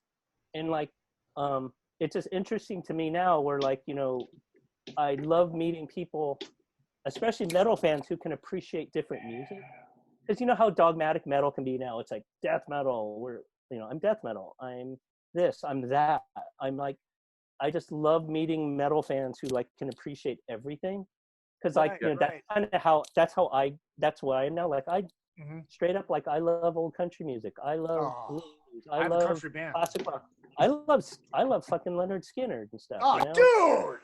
Well, So, let me like, ask you this. but I'm Asian. Like, why would I love Leonard Skinner? Oh God! Hold on, let me hit the effect. But it's because of the songs. Like, you know, a couple you guys have brought it up before. It's because of the songs. Like, you know, like it's easy. Like most people just think of like Leonard Skinner in particular. It's like Sweet Home Alabama, whatever. But like you go deep cut, it's like they have songs. I don't care what anybody says. Oh yeah, Skinner's the shit. Everyone loves Skinner. Yeah, everyone loves yeah. Skinner. Well, look, that's what I love about. Well, hold on. Let me ask you this. So, like, when they started playing Fade to Black in those days, did you guys turn into wrestling fan and throw your belt on your shoulder, going, "You sold out! You sold out! You sold out!" Well, and a lot of that, you know, to be Every honest, a lot mark of that has just been identified. Well, to be honest, the Bay Area was maybe a little different because they lived here, and it was. Right. I mean, it's hard to explain. It was a community, Yeah, so like we could do that shit in front of them, like at shows, because they'd been on the road, whatever, and they came to the Bay Area thinking like we're gods. We just played across America, and we've been treated like gods. And come back home and be humbled. And this is a story where like, I'll just tell the story because I think I always think of it as like kind of like, well, I'll just tell it. So like Iron Maiden played here on the Power Slave tour, 85. They played the Cow Palace. It's a big deal. Metallica had just played 2 weeks before here on the Ride the Lightning tour, their biggest tour ever. Rock, you know, they're metal gods or whatever. They were home. They'd finished their biggest tour ever, and like Lars and James were at the Maiden show, and like it's at the Cow Palace. It's like 20,000 people, amazing. After the show, me and some friends were like hanging out, and like James came walking up to us with Ron Lafitte, who some of you might know, because Ron was on the Metallica crew. So anyway, James, you know, it was home. They were home. And he just came home, and like James came up to us and just started talking. It's like 1985, Ride the Lightning, and all these kids started buzzing around James, like, "Oh my God, it's James and Metallica! Oh my God!" And like they started asking him for autographs, and this was like Metallica, and like we started like making fun of him. It's like, dude, like, can you sign my ass? Could you like sign autographs? Like, because you know, they're home, and like, what are you doing, dude? Like, you know, you're signing autographs now. But like, that's sort of like a moment. I mean, yeah, at the time it was like not outrage, but just like taking the piss out of him. Like, are you forgetting where you're coming from? You're signing autographs now? Like, these kids want your autograph? But it just kind of represented that they had gone to a different place where we were at home. We were at home. We just remembered them the way they were, but they had just been on the road for a year or whatever, and their whole world had changed, and to everyone else outside of our little Bay Area thing, they had become metal gods, and like we couldn't comprehend that. yet, Right. sort of thing. But it's like, that's just like a thing where like we're talking about Ride the Lightning, and like, you know, that's my favorite album, but like, you know, that's also the album where like they went to another level, but they really hadn't, you know, like compared to where they went. It's like Ride the Lightning, yes, it was. Well, now, you know, now we move on to like Master of Puppets, which is Johnny's favorite record, and he saw that tour opening up for Ozzy up in Detroit. Do you think they took it to another level there? Songwriting, for sure. I mean everything. Like, you know, and like that's when they became a world band. That's when they became the world's band. Like, you know, like, you know, Best and like album ever. and like, you know, what trips me out still is like all of them are under 25 years old. Yeah.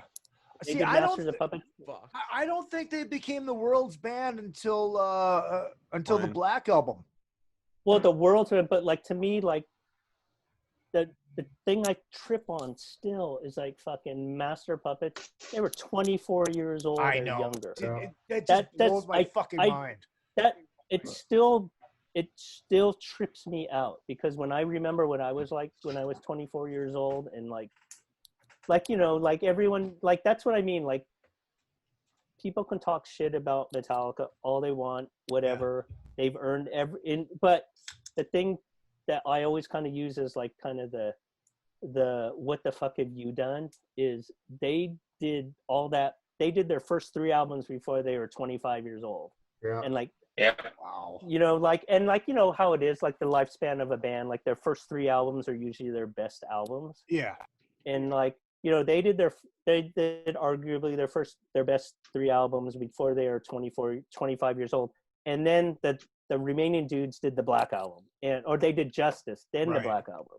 Right. Like, you know, and like, you know, not that it's like not that it's a contest or anything, but like, it's like, you know, I'm not a musician, and like, I'm not really an artist. I'm not an artist. But like, I always think about that kind of thing when people, because it's so easy for people to talk shit about this, that, or the other thing these days.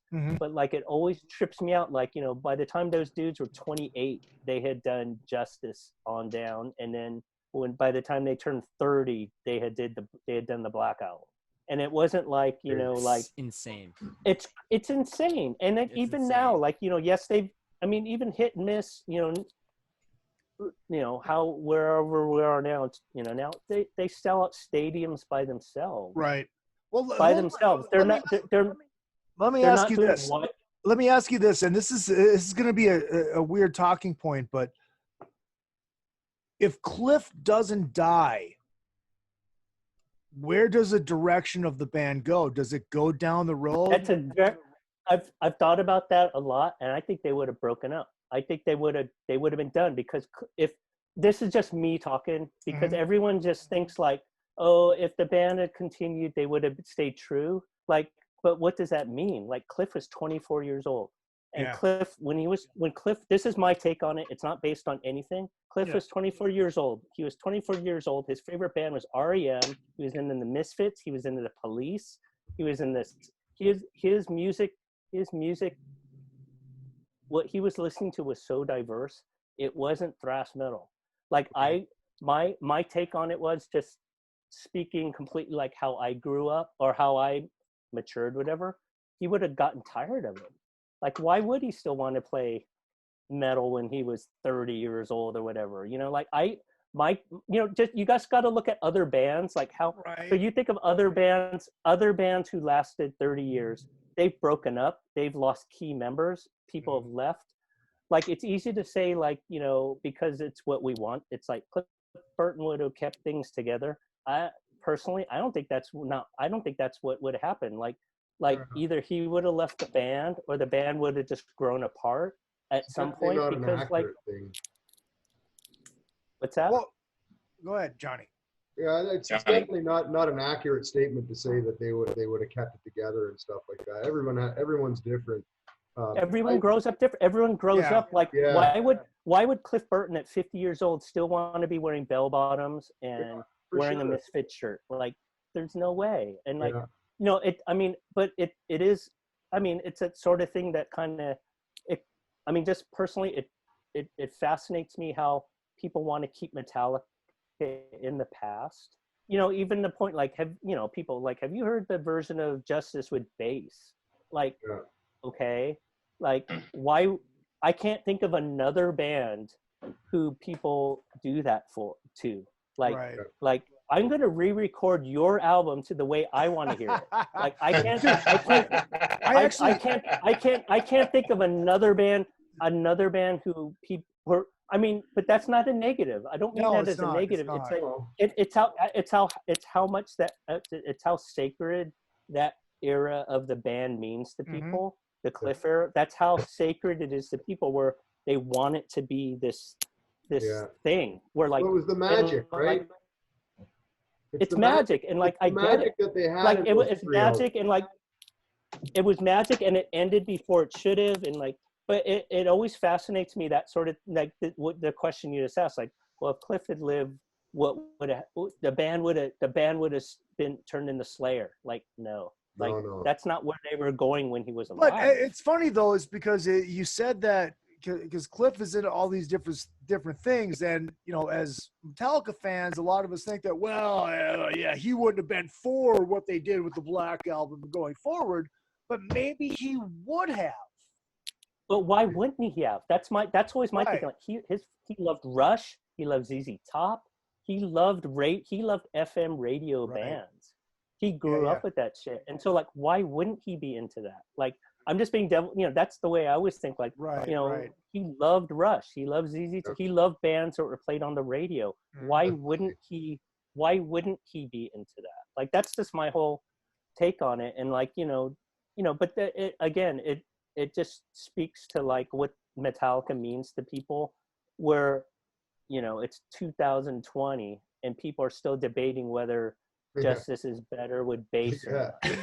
I actually have a funny story about that, because one of my friends, Steve Gorenberg, who passed away last year, he worked for, I think it was Cherry Lane, transcribing bass, and his very first assignment was Justice for All, and he went to see them in New Haven, and he went backstage and he met Jason. He says, yeah, I'm doing the bass line, the bass transcription for the Justice for All book, and it was on that tour. And Jason goes, oh shit, well, what are you doing tomorrow night? He's like, I was like, meet us wherever the next show was. I'll get you hooked up for passes. Just come and find me. And so they go to the show. They had all access, yada, yada, yada. And Jason literally took him to his hotel room and sat down with him and took a bass out and played the whole record for him so he could tab it out, because there was no bass on the record.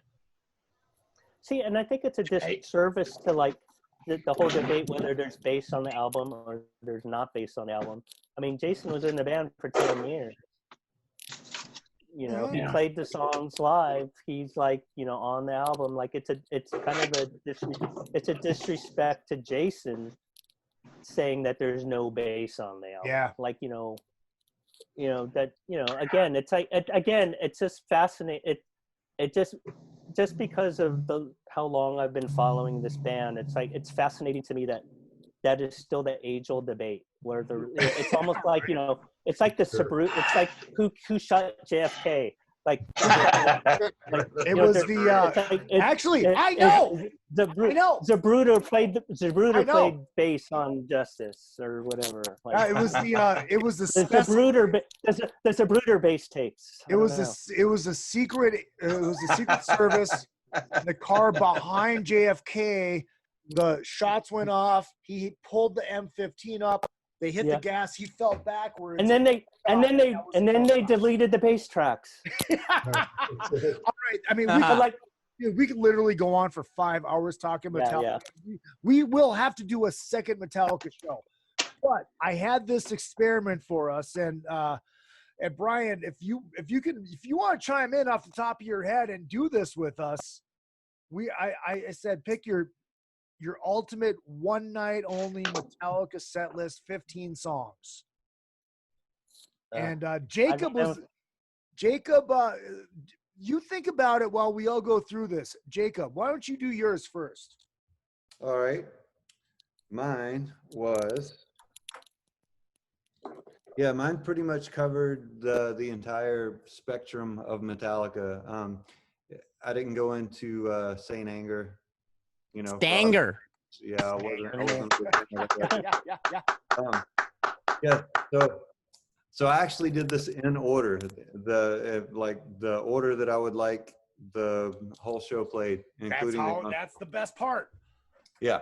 All right. So my set list is Blackened, Jump in the Fire, Wherever I May Roam, Ride the Lightning, and Justice for All, For Whom the Bell Tolls, Broken, Beaten, Scarred, Ain't My Bitch, Fuel, Sad But True, Am I Evil, Master of Puppets, Battery, Fade to Black, Creeping Death, and then for the encore, One and Enter Sandman.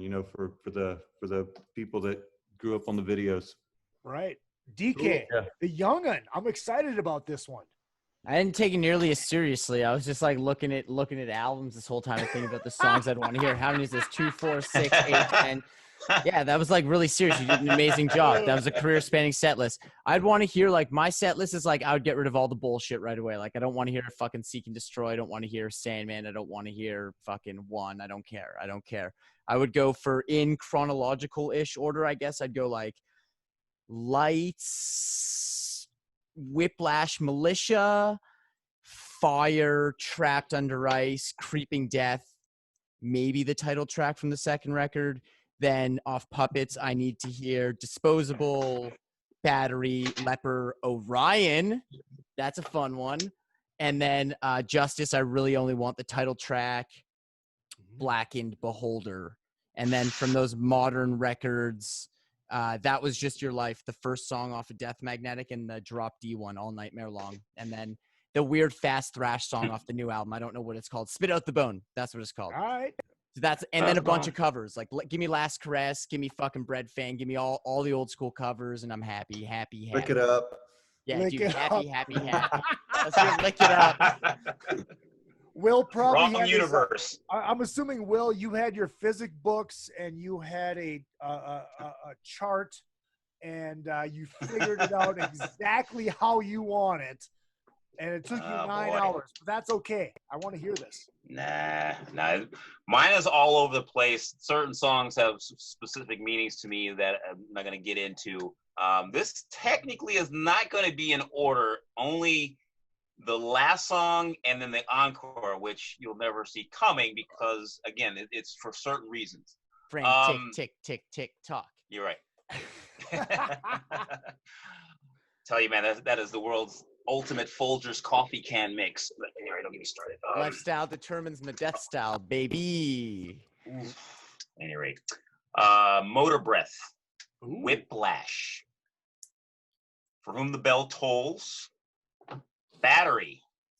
Obviously, it's a great intro, but there's that technically should be the intro. But I'm sorry. Like I said, these aren't in order except the last song and then the second to last song. Second to last song. Holier Than Thou. Oh. Jump in the Fire. Fight Fire with Fire. Damage. Master. Short as Straw. Yeah. Seek and Destroy. Of Wolf and Man. All Nightmare Long. Hardwired. Closing. First encore. Creeping Death. And the wrap up. I was trying to do this non-covers, but this one is just too irresistible. Again, this is personal. The Merciful Fate medley. The medley's great. The medley's great. To see that live for the first time with the actual band, it was life changing. But that again, this is a personal list for me, not in any particular order, except for Creeping Death. Yeah, except for Creeping Death and the Merciful Fate medley from Garage Days Revisited. And Johnny, I'm assuming yours is. Yeah, I got one. I made one up anyway. You did. Because Johnny's like, I just like Master, so I figured, I came through and I made one up. Kid. So it's Master 1 through 10, tracks 1 through 10. Well, they're on there. Trust me. So you know, I'm going back to 1986 and what I witnessed at Pine Knob Music Theater in Ann Arbor, Michigan, when they were opening for Ozzy in the Ultimate Sin tour. And when they came out and that intro for Battery started, it was brutal. There was an electricity in the air, and it was like end of days almost. Like Armageddon was here. Like it was crazy. Had so heavy. So and then Trapped Under Ice. Oh, right. Master of Puppets. Hit the Lights. Whiplash. Damage Incorporated. Nice. Disposable Heroes. Sad But True. Blackened. Fight Fire with Fire. Escape. Leper Messiah. You. Orion. Call of Cthulhu. Wow. One and Seek and Destroy. Wow. You're liking those weird Ride the Lightning songs. Yeah, I like the weird Ride the Lightning songs. Fucking love it. On my own. Brian, were you able to whip one up really quick? I was not. Okay. But I mean, my favorite live song is Creeping Death when they open with it. When they open with Creeping Death, when it goes from Ecstasy into Creeping Death, that's always my favorite combination. Yeah. Harvester's always like my second favorite live song. Oh wow! All right, well let's do this. Like Harvester. I have actually somebody from the chat room sent me theirs, so we'll do his. Tall Bear, Fight Fire with Fire, Fuel, Damage Inc., Battery, Master of Puppets, Spit Out the Bone. One, Enter Sandman, Hit the Lights, Jump in the Fire, All Nightmare Long, Creeping Death, The Thing That Should Not Be, Bread Fan, and Am I Evil? Okay. All right, so I'll do mine. By far the most interesting thing by far of everyone's list is that we all agree that All Nightmare Long was the best song they've written in the last 20 years, hands down. It's on everyone's list so far. On everyone's list so far.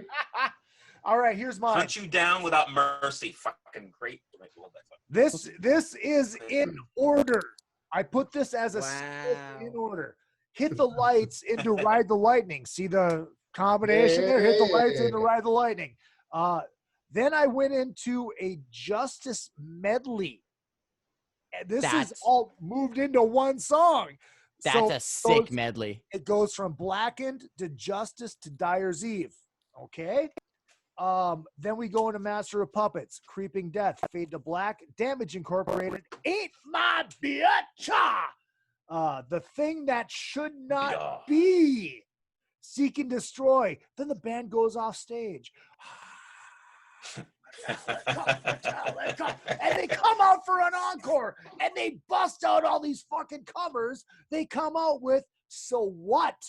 They come out with Bread Fan. Then they do Stone Cold Crazy, and that's the 15 songs, but the crowd is going so wild because this set list is so good, and it's fucking Metallica. They decide to do a 16th song, and they do For Whom the Bell Tolls to close the fucking night out. Boom. Boom. Good. Not too shabby. Jacob, you're real dark, and you're real dark on your camera, Jacob. We can barely see you. Is it night there now? The sun went down. Oh, okay, that's what it is. Jacob is fading to black, literally. Fading to black. Brian, I would love to have you on sometime to talk about the book and the movie.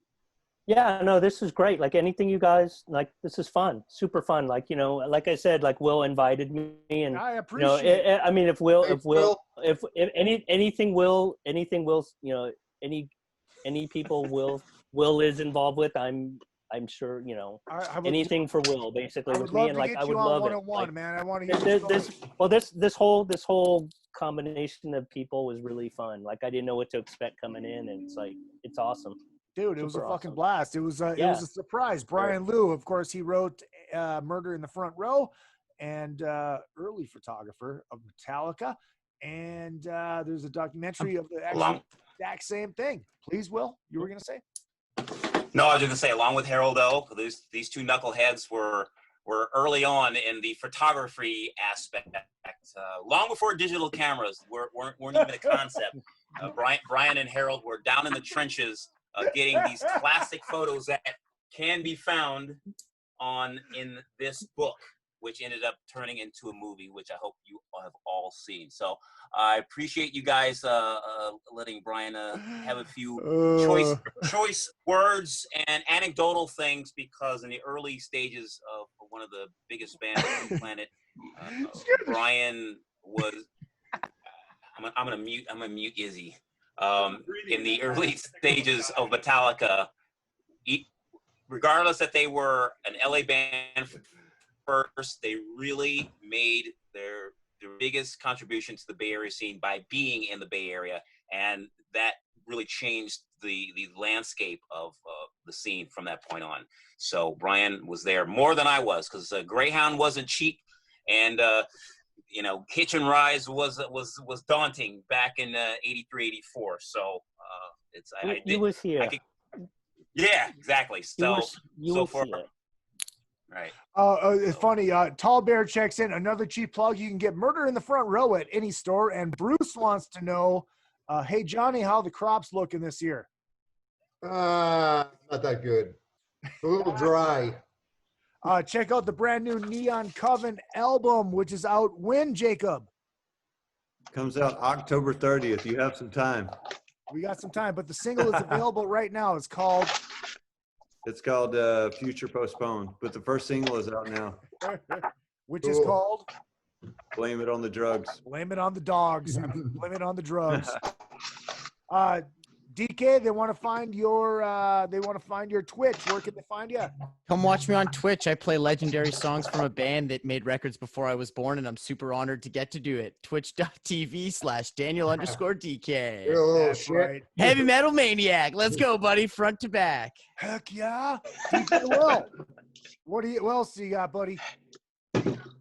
Everyone can catch me on the socials. Still doing my show. Going on 20 years now on KNAC.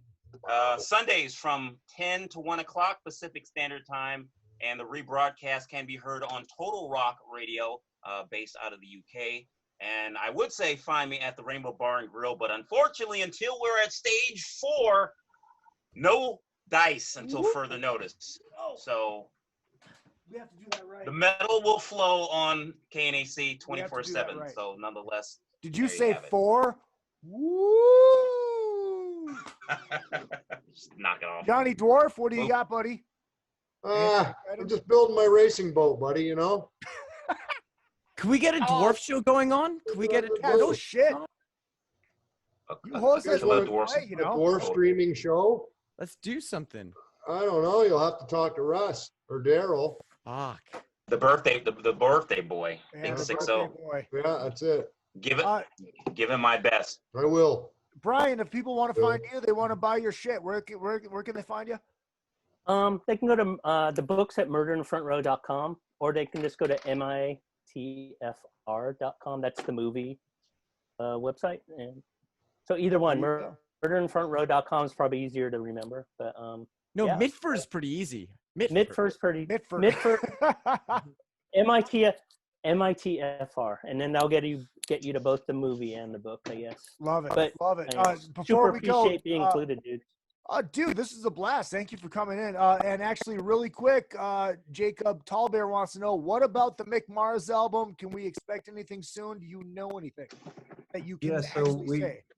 Yeah, so we did the record, and I finished all my vocals, and we're about 3 guitar solos away from being finished, and then COVID hit.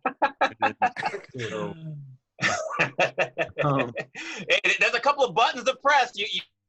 That shouldn't take that long. Let's go. What's 3 guitar solos left to do in Mick Mars speak? How long is that? Great. Well, Mick is really quick, but the problem is because of COVID, he can't go to the studio. He can't really leave. Oh, valid point. He's delicate, and so it's yeah. And with that, and by saying he's delicate, like he's like super healthy, super awesome, everything else, but just got to be safe. Yeah. So whenever he can get back to Michael Wagner's studio to finish the solos, then it will be done, and it is a fucking amazing record. Fucking beautiful. Can't wait. You guys hold on. We're going to say goodbye off the air. My name is Izzy Presley. I'm going to hit the outro music. Thursday night, we'll be live at 6 p.m. Hotel California time. Thanks, I will guys. have Andre from the very first season of The Real World on MTV. Johnny, don't go anywhere. Just hold tight for like a minute. I'm not going anywhere. I know you're not. Don't worry. Nobody else can hear you except for me. And then Tuesday we'll be back with the Kiss solo records. Yes, another effing podcast. Drunken Summit, Kiss solo records. Actually, that following Thursday, probably gonna have a studio guest as well. Well, Zoom studio guest as well.